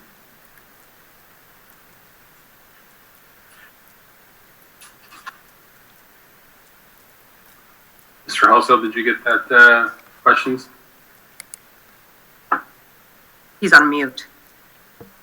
Hey, yeah, sorry, I was having trouble getting unmuted. So I guess we'd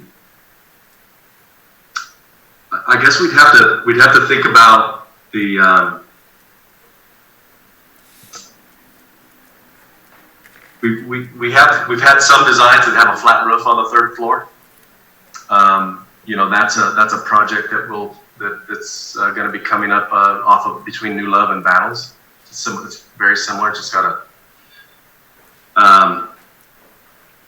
so it definitely impacts the amount of solar we can have on a project. So it's sort of like it takes some of the ecological benefit away, and the benefit of a much lower electric bill for the tenants. Flat roofs just cannot handle the same amount of solar that our pitched roofs can. So,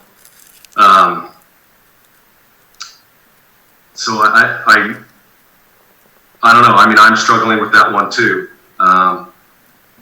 But you know, the third floor is what makes these pencil. Otherwise, we just wouldn't build them. They don't make sense. It's so expensive. We don't build two-story stuff because nobody wants to invest in two-story buildings. They don't make any money. And I mean, I hate to just boil it down to that, but you know, there's other authorities and things that can, you know, they get grants to do it. This is a purely private solution to solve a big human resource issue for one of the area's best employers. And, you know, they've already got tennis moving in our other school mill project. You know, it actually works. It actually works, but it just does not work with two-story. We just don't build. We don't. 2 stories would work in the outskirts of town or in the suburbs or something, but they just don't work downtown. Thank you, Mr. Halsell. Yep. Thank you.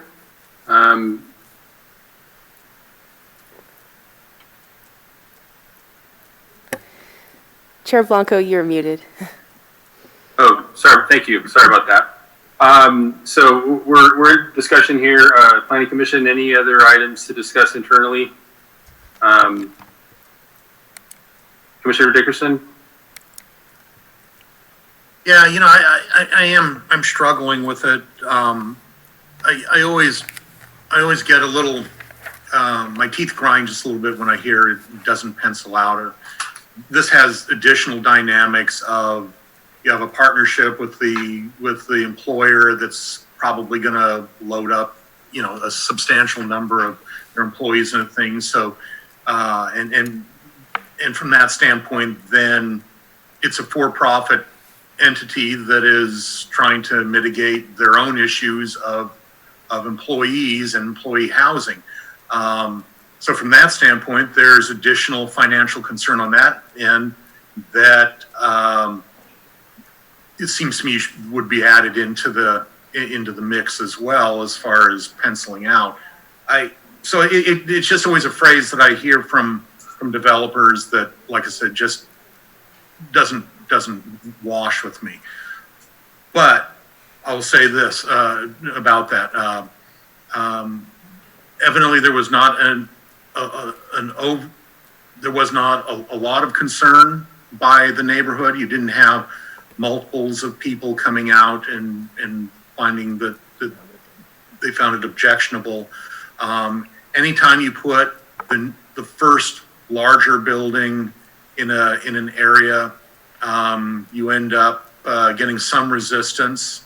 So there is that, but ultimately when you do put that one in, when someone finally does get that one in, then there is always the possibility that others will start going into that area as well, and therefore the neighborhood will change.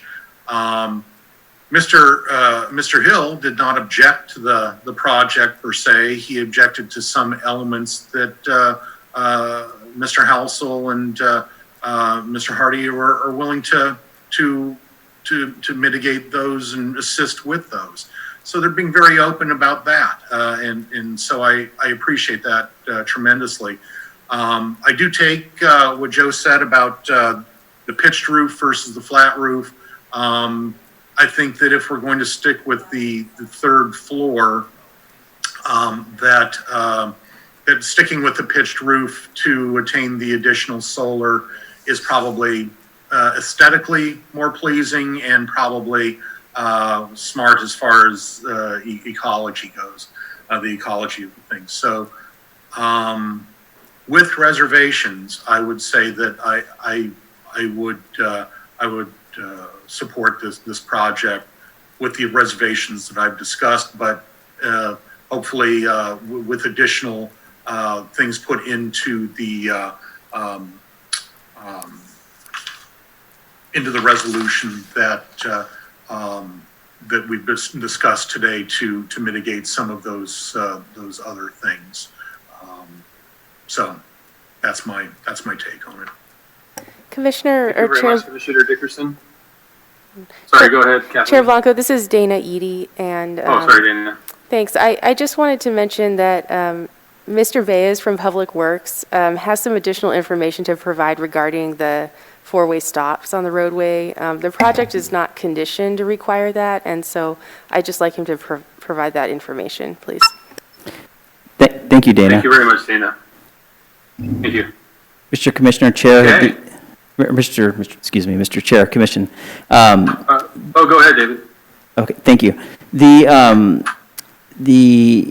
has been some discussion regarding the installation of a four-way stop. Now, the four-way stops have to be studied and will have to meet warrant analysis. We can't just establish four-way stops without any kind of they need to be studied and analyzed. So what we can do is we can perform the analysis and do the warrant analysis, determine if it's warranted.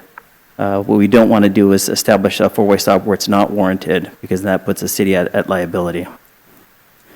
Therefore, I would, if the commission chooses, we can move forward with an analysis of to do the warrants for a four-way stop at the intersection of Pine and Boone.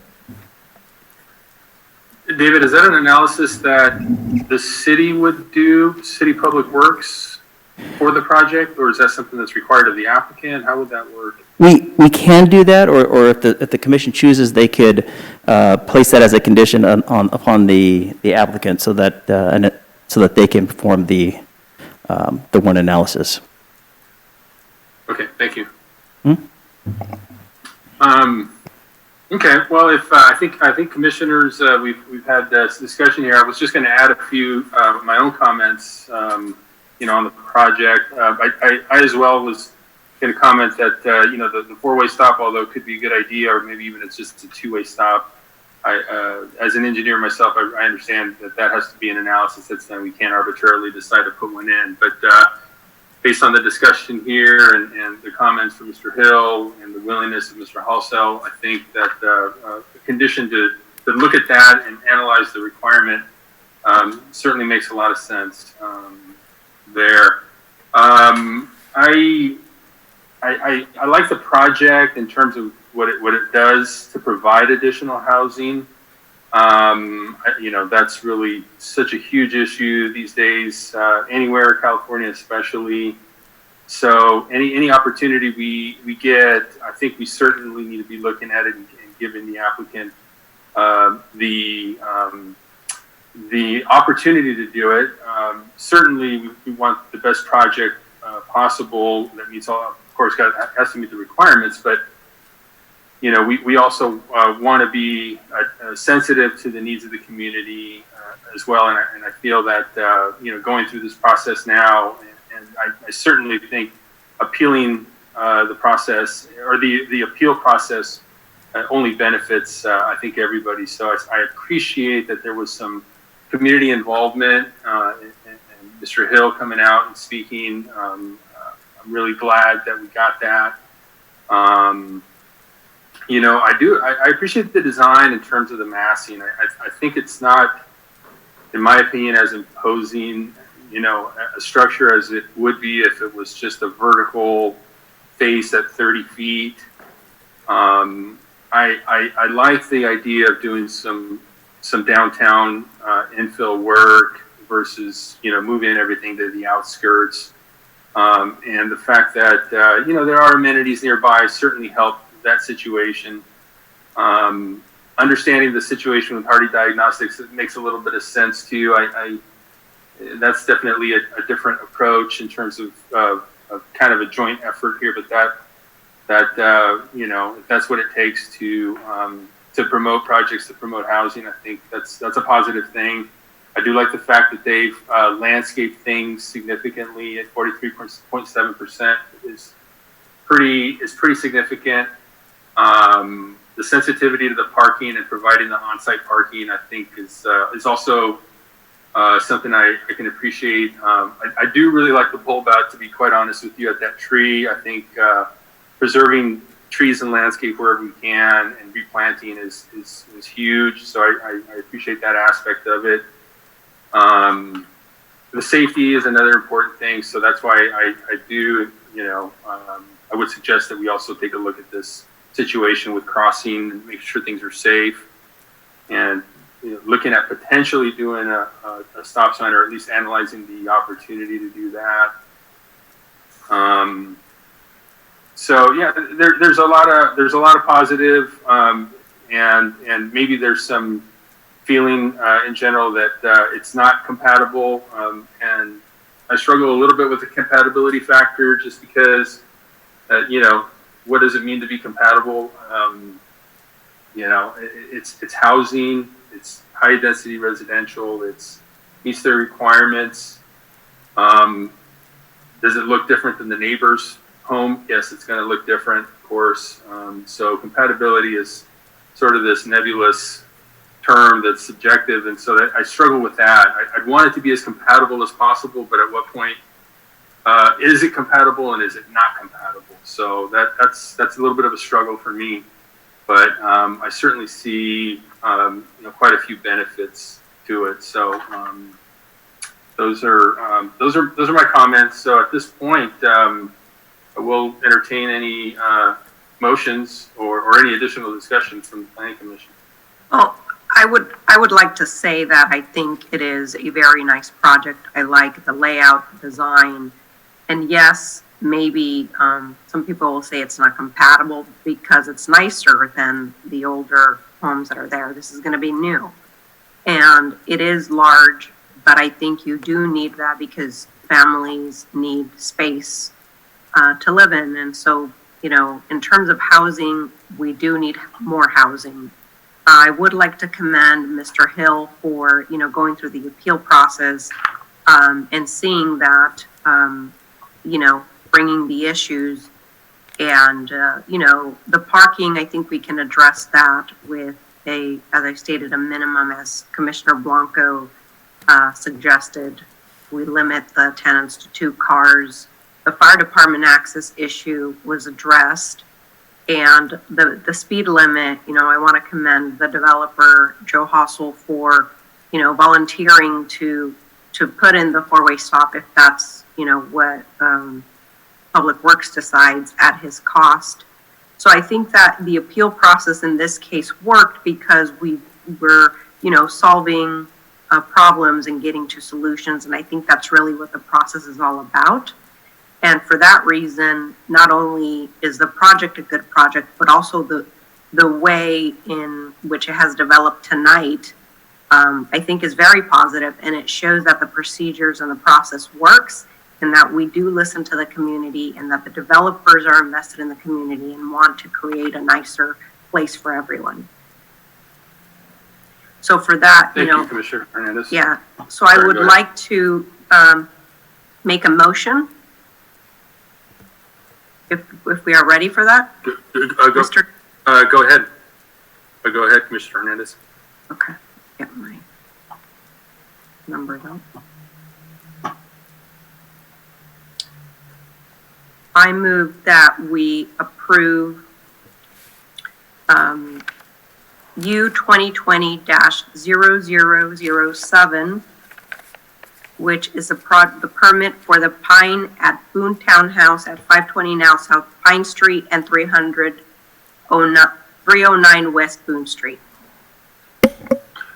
Are you? With the conditions that parking is limited to 2 cars per household or per unit, and that Public Works looks and does a study for for traffic and stop signs at the cost of the developer.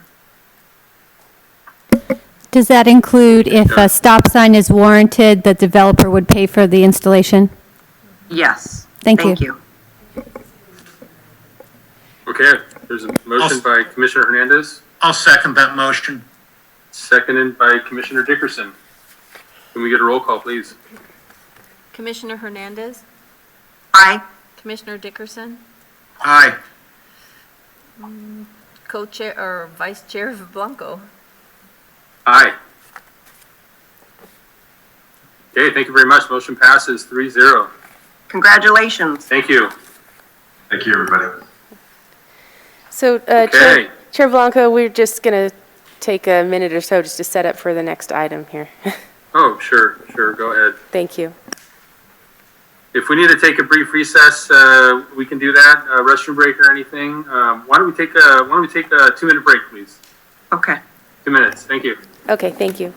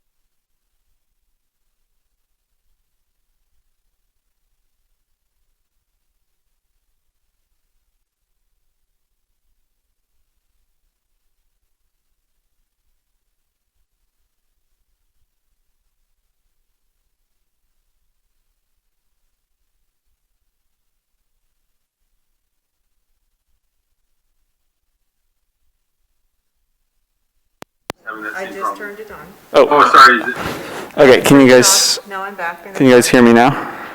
oh, can hear you. Excellent. Sorry, I thought Carol was presenting. Sorry about that. Oh, no problem. Thanks, Commissioner Blanco. My name is Cody Graybell. I'm an associate planner with the City of Santa Maria. And I'll be presenting the third item tonight, PD 2020-0005, which is a 40-foot mono-eucalyptus telecommunications facility for AT&T at 1325 West Betaravia Road. This is an item that was introduced at a study session on September 3rd, 2020. Okay, so this here is the project vicinity map. The location is generally in the southwestern portion of the city. It's bound by Blosser Road and A Street to the east and west, and Carmen Lane and Betaravia Road to the north and south.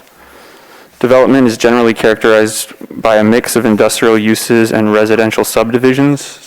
Specifically, there's the Montalegre subdivision to the north of the project site, and the Paseo del Sol subdivision to the west of the project site.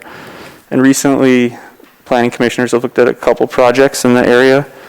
Immediately east of the project site, the vacant lot was reviewed and approved for a mini warehouse development that's currently under construction. And then at the corner of Blosser Road and Carmen Lane, the commissioners recently looked at the Cerro Monte Townhome project. Okay, so this is the project site itself. It's 7.19 acres, and the lease area would be in the northeast corner of the site, right here. And the site currently contains a couple industrial uses, and there's an existing building that will remain at the middle of the property. And this proposal would have no changes that would impact the existing businesses or the building itself. So the zoning of the site is planned development, commercial manufacturing, and the area is generally surrounded by a mixture of residential, commercial, and industrial zoning designations. So this here is a photo of the frontage of the property. Currently there is a handful of palm trees that have been planted at the site. This is a perspective looking back onto the project site from the Montalegre subdivision to the north. I'd like to clarify that the wall we're looking at, it's about 11 feet tall, so approximately 29 feet of the mono-eucalyptus facility would be visible from the subdivision. And then this is a photo of the site itself looking at the lease area in the northeast corner. This here is the site plan. The lease area is meant to be located generally in the dotted red portion of the site plan. It's about 600 feet back from Betaravia Road, and the green line represents an access easement that's being proposed for AT&T to be able to get into the lease area itself. This is a top-down perspective of the lease area. As we can see over here is the 40-foot mono-eucalyptus facility. There's a cable ice bridge where the cables would run into an enclosed equipment cabinet. We have an enclosed generator as well as a AC panel that holds various electrical panels. And I'd like to clarify that climbing vines would be introduced that would help soften a 8-foot CMU wall that we'll see in some upcoming elevations. So this is the north elevation. This would face the adjacent Montalegre subdivision. Staff has integrated a handful of conditions of approval that I'll be discussing in some upcoming slides that will help address some of the aesthetic and visual impacts. And one thing I would like to clarify, none of the accessory equipment would be visible from any of the elevations or any of the photo simulations that we're going to look at. It's part of a condition of approval in order to implement some of the guidelines that Carol had discussed earlier in her presentation. So this here is the south elevation. This would face Betaravia Road. It's approximately 600 feet from Betaravia Road, as I'd mentioned before. One of the conditions of approval to help reduce the visual impacts, is that the antennas, they'll be placed in a manner where they won't extend beyond the branches, which will help better blend in the antennas into the mono-eucalyptus themselves. This is a view from the east elevation, so this would be if you were on the adjacent site that's currently being built out with a mini warehouse. And as we can see, none of the accessory equipment is visible above the 8-foot CMU wall. This here's the west elevation, so this would be from the interior of the project site. There's a metal gate which is located right here that would allow access into the facility. And now I'm just going to briefly discuss the landscape plan. So this is the back half of the site, so it would be behind the building that's existing. And staff has actually integrated a condition of approval. We noted during the study session that there was some potential concerns because there really aren't a lot of existing trees on this industrial site, and we actually came up with a condition of approval to require that 8 trees be planted around the lease area. And 4 of those trees would be Canary Island pines, which are located here, and then 4 would be coast live oak trees. And these would be planted on 30-foot intervals along the adjacent property line. And I'm sorry, how tall do those normally grow? Let's see, Commissioner Dickerson. So typically they can get up to 80 feet tall. That would be the mature phase, so that would take multiple decades. From our research, we determined that in an annual growth season, these trees can grow about 24 inches at a time. So we would anticipate anywhere from 40 to 80 feet tall. And how tall would they be upon initial planting? So that information I don't have at the moment. They would be 24-inch box trees. And Thank you. yeah, beyond that information, at this time I don't have that.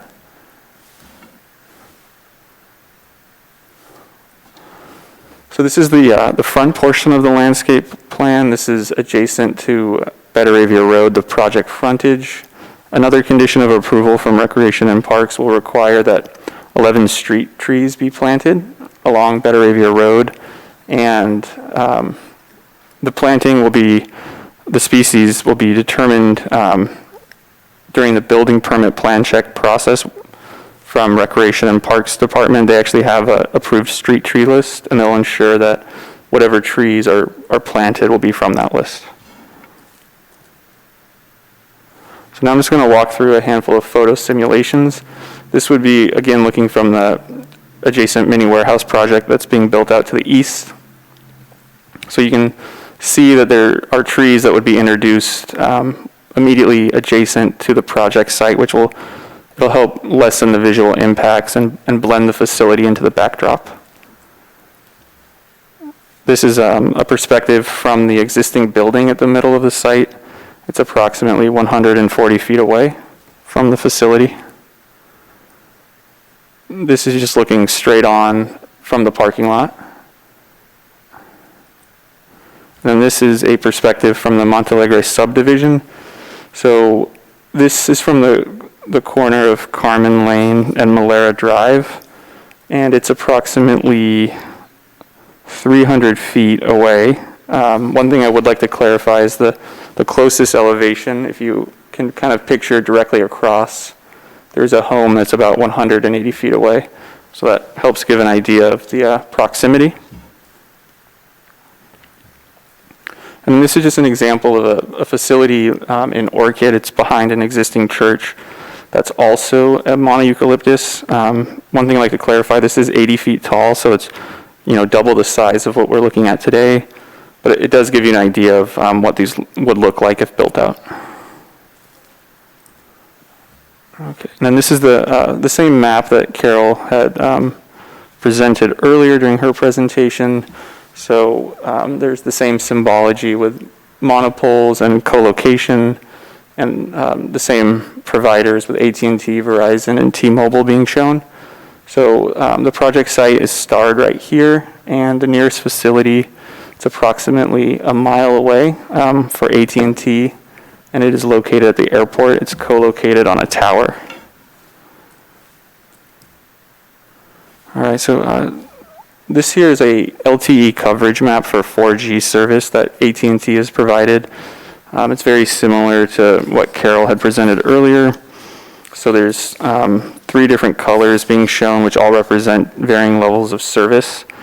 The green shaded areas would be considered a strong signal, which you could get indoors. The yellow would represent a medium signal, something that you could expect to get in a car. And then the purple would be considered a weak signal. It's something that you would really only be able to get a signal if you were outside.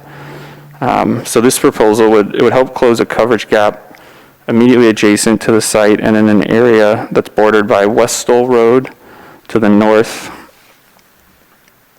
and then Mahoney Road over to the west, and Fairway Drive to the south, and then South Thornburg Street to the east along here.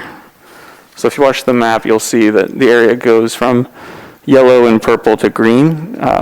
So generally speaking, that area would now have a strong signal, so people indoors would be able to get service that utilize AT&T.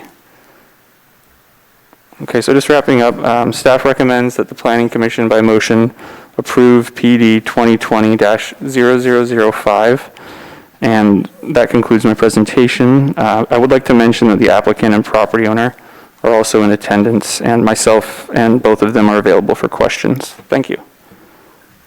Thank you very much, Cody. Any questions of staff? Mr. Chair? Go ahead, Commissioner Dickerson. Yeah, with the Menominee Park unit that we just approved, there was kind of an overhead, and I'm sorry if I missed it, but was there an overhead to give an idea of how big this is from above? I mean, if, you know, the other one was kind of drawn in because we had concerns about its size. This one looks as big as the original one from Menominee before they cut it back. Is that the case, or what's the circumference of the thing? Okay, thank you, Commissioner Dickerson. So just looking at the plan set, it looks like the branch radiuses are 11 feet. So How about the unit itself? I mean, if you didn't have the branches, how would it compare to the one over Menominee? let me confer with staff for 1 second. Sure. Mr. Chair, this is Heather Whittam, Assistant City Attorney. Excuse me for interrupting. Go ahead, Heather. I would like to make a request of Commissioner Dickerson. He, out of an abundance of caution, recused himself when this came before the study session because he has a leasehold interest that's in the neighborhood. After consulting the regulations and speaking with me, he concluded that he didn't, in fact, have a disqualifying conflict of interest, and so I agreed that it would be fine for him to participate this evening, but I would like him to have an opportunity to just put that on the record in case the applicant's wondering why he's now participating. Thank you. Sure. Thank you, Heather. I believe you did at the outset of the meeting, but go ahead, Commissioner Dickerson. Yeah, thank you. And if I talked to Heather and she went through the criteria, I don't meet any of the criteria, but I did, prior to full understanding of those, wanted to err on the side of caution. So I did recuse myself from the study session, but that was not necessary this evening after I spoke to City Council. Thank you, Commissioner Dickerson. So I believe we have a pending question that Cody, you're looking into still? Yeah, I can answer that now, Commissioner Blanco. So I spoke with staff and just looking at the plans, it's pretty similar to the original design for Menominee Park. The sectors of the antennas are approximately 10 feet long, and then there's a 4-foot gap between the antenna sectors. Okay. Thank you.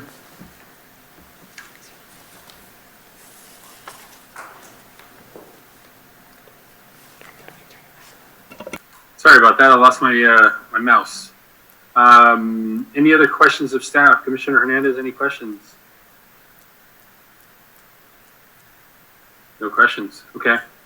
I have a let's see, I have a general question on the design.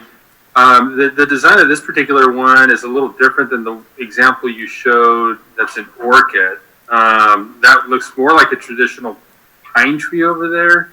Is there a reason why this one looks kind of more inverted, or the top is wider and the bottom is narrower? Is that just better screening, or does that, why is this a little different than that one?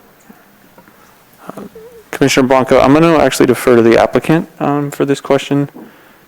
Okay. So if Mr. Flores is available to answer that, that'd be appreciated. Okay. Mr. Flores, go ahead. Hi, how you doing? Can you hear me? Good. Yes, we can hear you. Okay. Hi. So the reason why we picked this design is because the Monte Eucalyptus, the top of it, when you, it just makes it look more natural by having that type of design.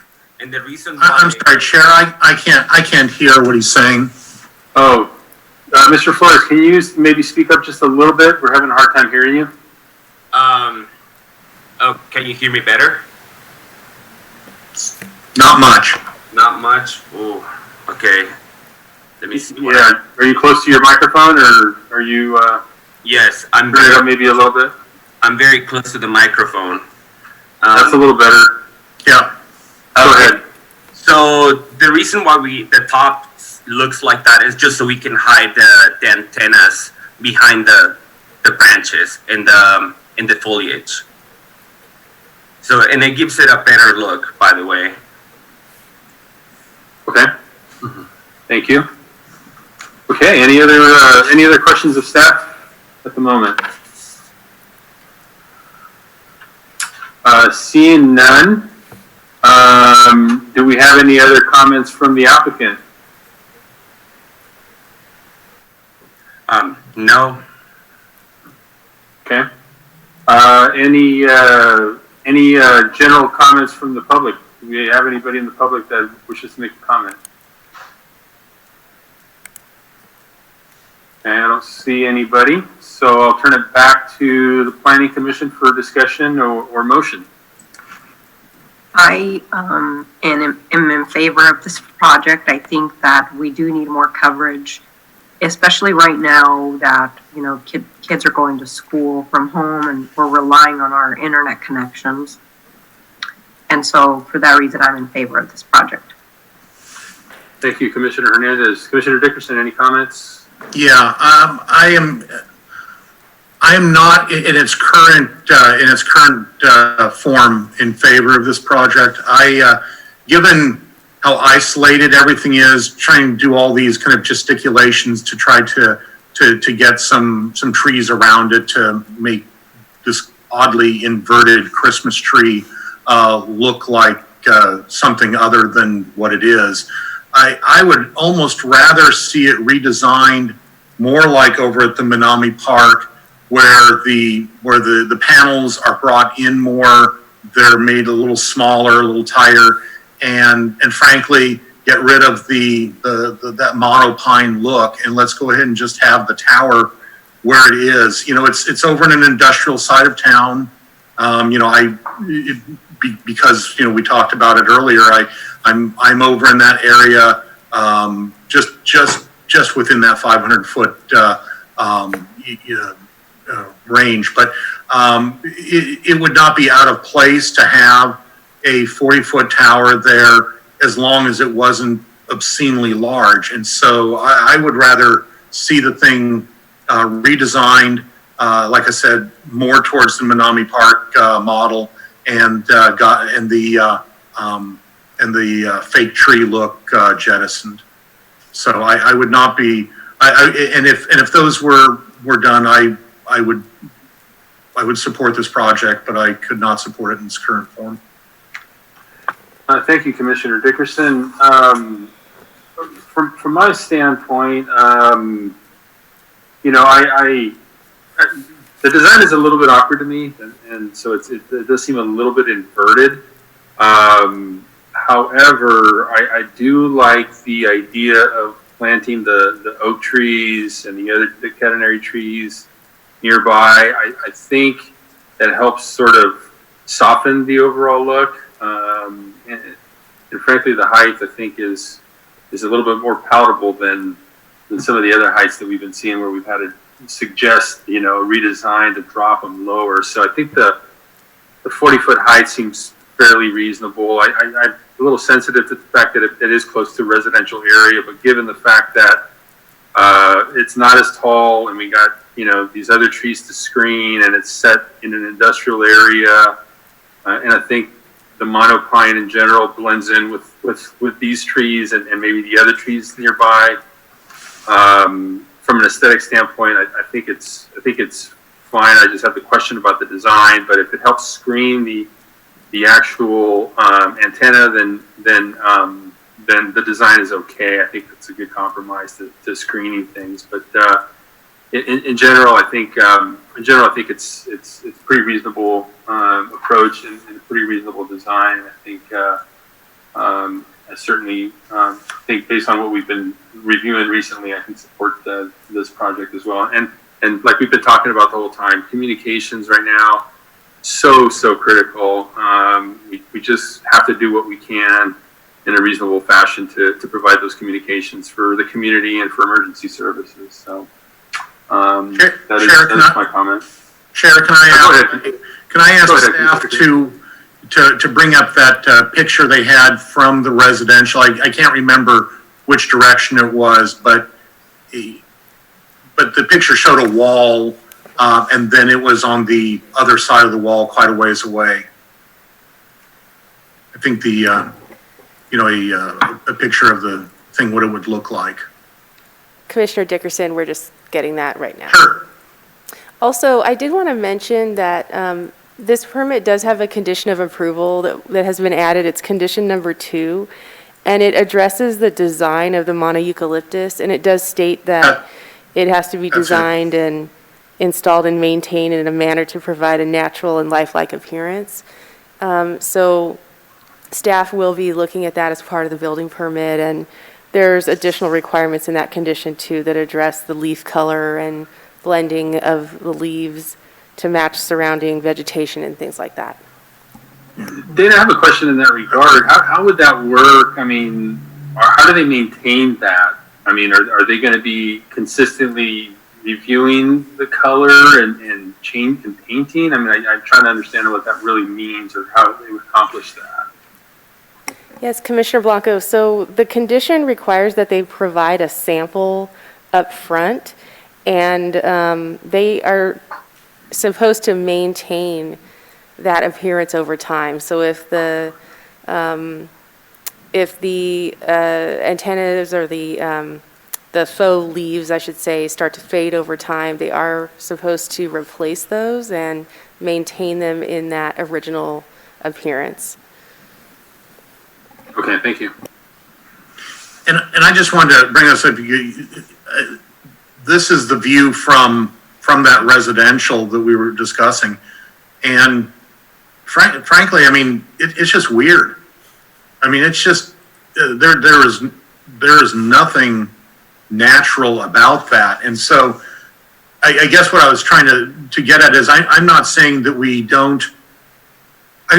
I guess I'm not saying that we don't ultimately approve the project. I'm just saying I wonder if there's some way of modifying the tower so it is a little bit more condensed, and then just call a spade a spade. I mean, it is a tower, and I'm wondering what the residents would rather see.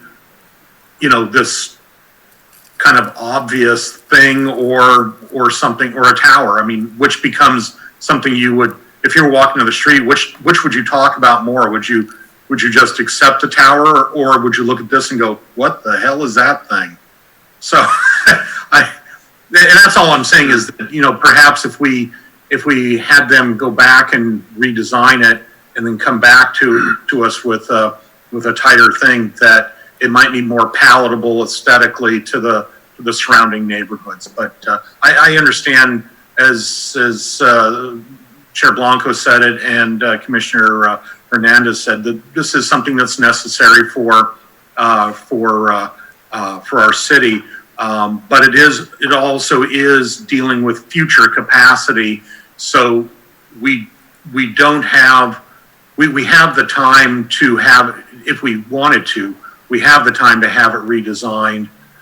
We don't have to accept it tonight because it's not some emergency. This is something that we're looking at a year, 2 years, 5 years down the road as they've projected out usage. So we have the time to make it more palatable, at least in my mind. So that's the only comments I had.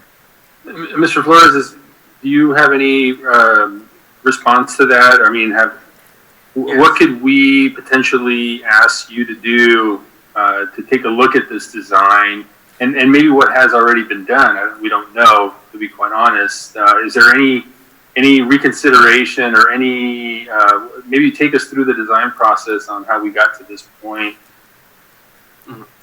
Can you hear me? Yes.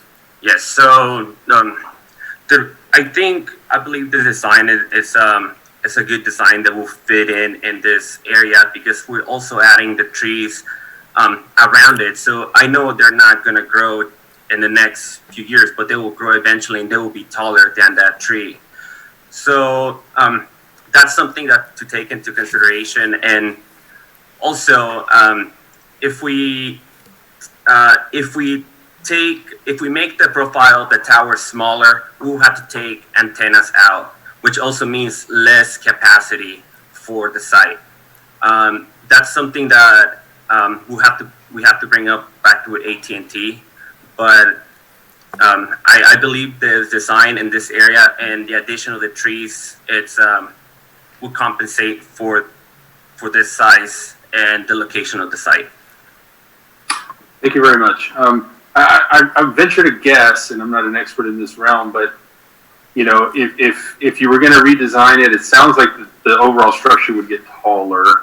It's just kind of my sense because you'd have to still screen the antenna, but go taller if you're going to make it look like anything that could resemble a pine tree. So, true. I think it's a balance that you're keeping this thing fairly low while still screening the equipment and trying to get it to blend. I kind of see a little bit the challenge from this perspective, and I understand Commissioner Dickerson's suggestion of maybe you just make it a regular antenna-looking tower and just accept it as such. But I guess in my opinion, it probably at least blends in a little bit, maybe even hidden completely with the future trees. So from that standpoint, I'm not as concerned anyways. Go ahead, Commissioner Hernandez. Wouldn't it be less expensive for the applicant to go with a regular tower and not a monopine or eucalyptus? I'm not 100% sure. I would have to relay back to AT&T.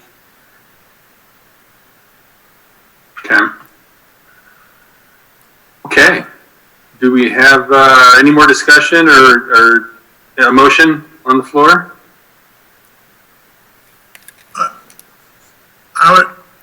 Oops. Go ahead, Commissioner Dickerson. Yeah, I would actually, and I don't know if I have any support for this now, but I would actually like to propose that we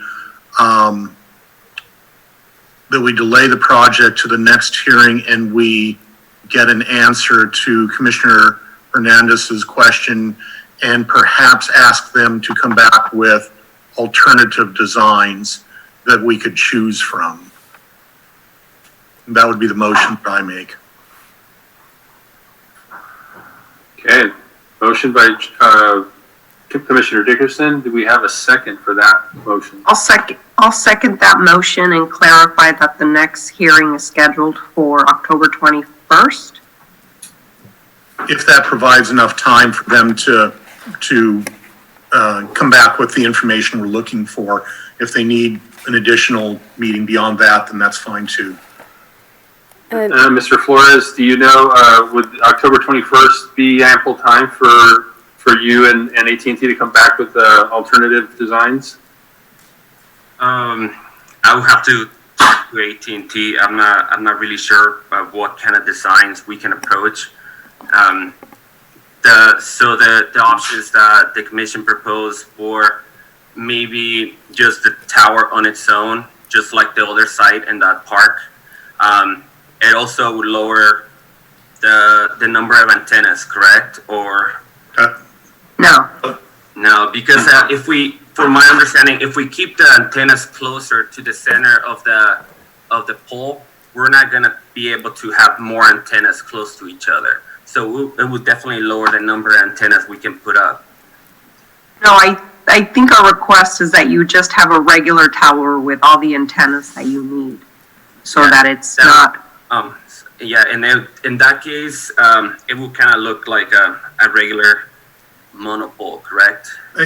And to clarify, Commissioner Hernandez, I would like to know the other design as well, just something for us to take a look at for choices and for discussion purposes. And as far as, setting up an actual date as the next hearing, we could leave that up to staff and the applicant to discuss what works for them. I mean, I'm not trying to slow play this thing, whatever works for them is fine, Yeah. It sounds like we can make a date uncertain at this point. We don't need to necessarily fix a date, but at a future date when the applicant is ready and has had a chance to address Planning Commission's comments and potential alternatives on the redesign. So, just another question, just in case that we go with a monopole, we would still need to plant the trees? Probably not. Yeah. Okay.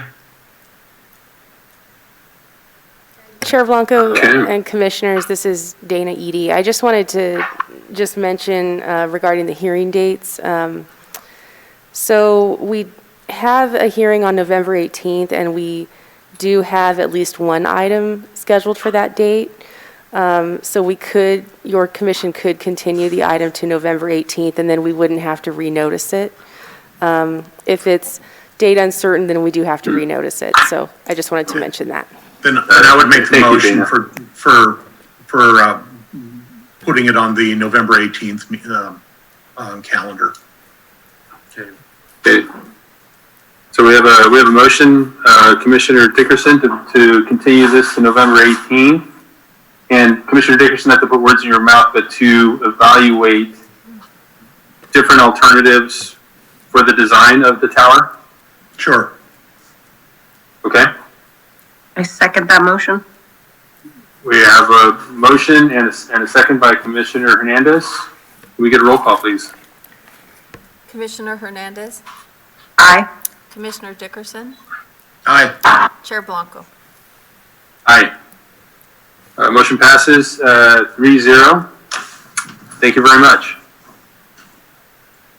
Okay, moving on here. Item number 4, oral reports from Planning Commission and staff. Do we have any oral reports? Let's start with staff, I guess. Thank you, Chair Blanco, Commissioners. I do have just a couple of updates this evening. So we do have a study session tomorrow, October 8th at 1:30 p.m. That hearing is that meeting, I should say, is going to include an update for you on the general plan update process. We're going to have Ramey and Associates. They are the consultant they are working with the city on doing the general plan update. They're going to be giving a presentation to you, and will be available for questions and feedback and things like that. So that's scheduled for tomorrow. And then the next hearing we have is October 21st, and we have 2 items that are scheduled for that hearing. Centennial Gardens on Battles, and then the Small Wonders Daycare, that's a downtown permit. Those 2 items are scheduled. And then there's also a study session that's scheduled for October 22nd, and that's to discuss a pre-application. It's the Cross Point Church and Daycare project. So that is the schedule for the rest of October. And then I also wanted to update you, a number of months ago, there was a time extension permit that was approved for the Westgate project. That project is just west of the Blosser Southeast Area 5B Aquistapache site. And one of the requirements for the approval of that project was to have some landscaping installed in the median along Blosser Road. And Rec and Parks has actually notified me that that project is actually now moving forward, and I believe it's under construction, or in process, I should say now, and should be completed soon. And those are the staff updates that I have for tonight. Great, thank you, Dana. Any reports from any commissioners? No. Okay. I think everybody's I report I would like to stop this meeting and go about with my life. Okay, I think we all would want to go do that. I second that motion if that was a motion. It's a motion. I think it's unanimous. Everybody, aye. All right, well, good. Okay, guys. Well, good meeting. We're adjourned 9:10, and we'll see you all tomorrow at study session. Thank you. Have a good evening, everybody. Thank you.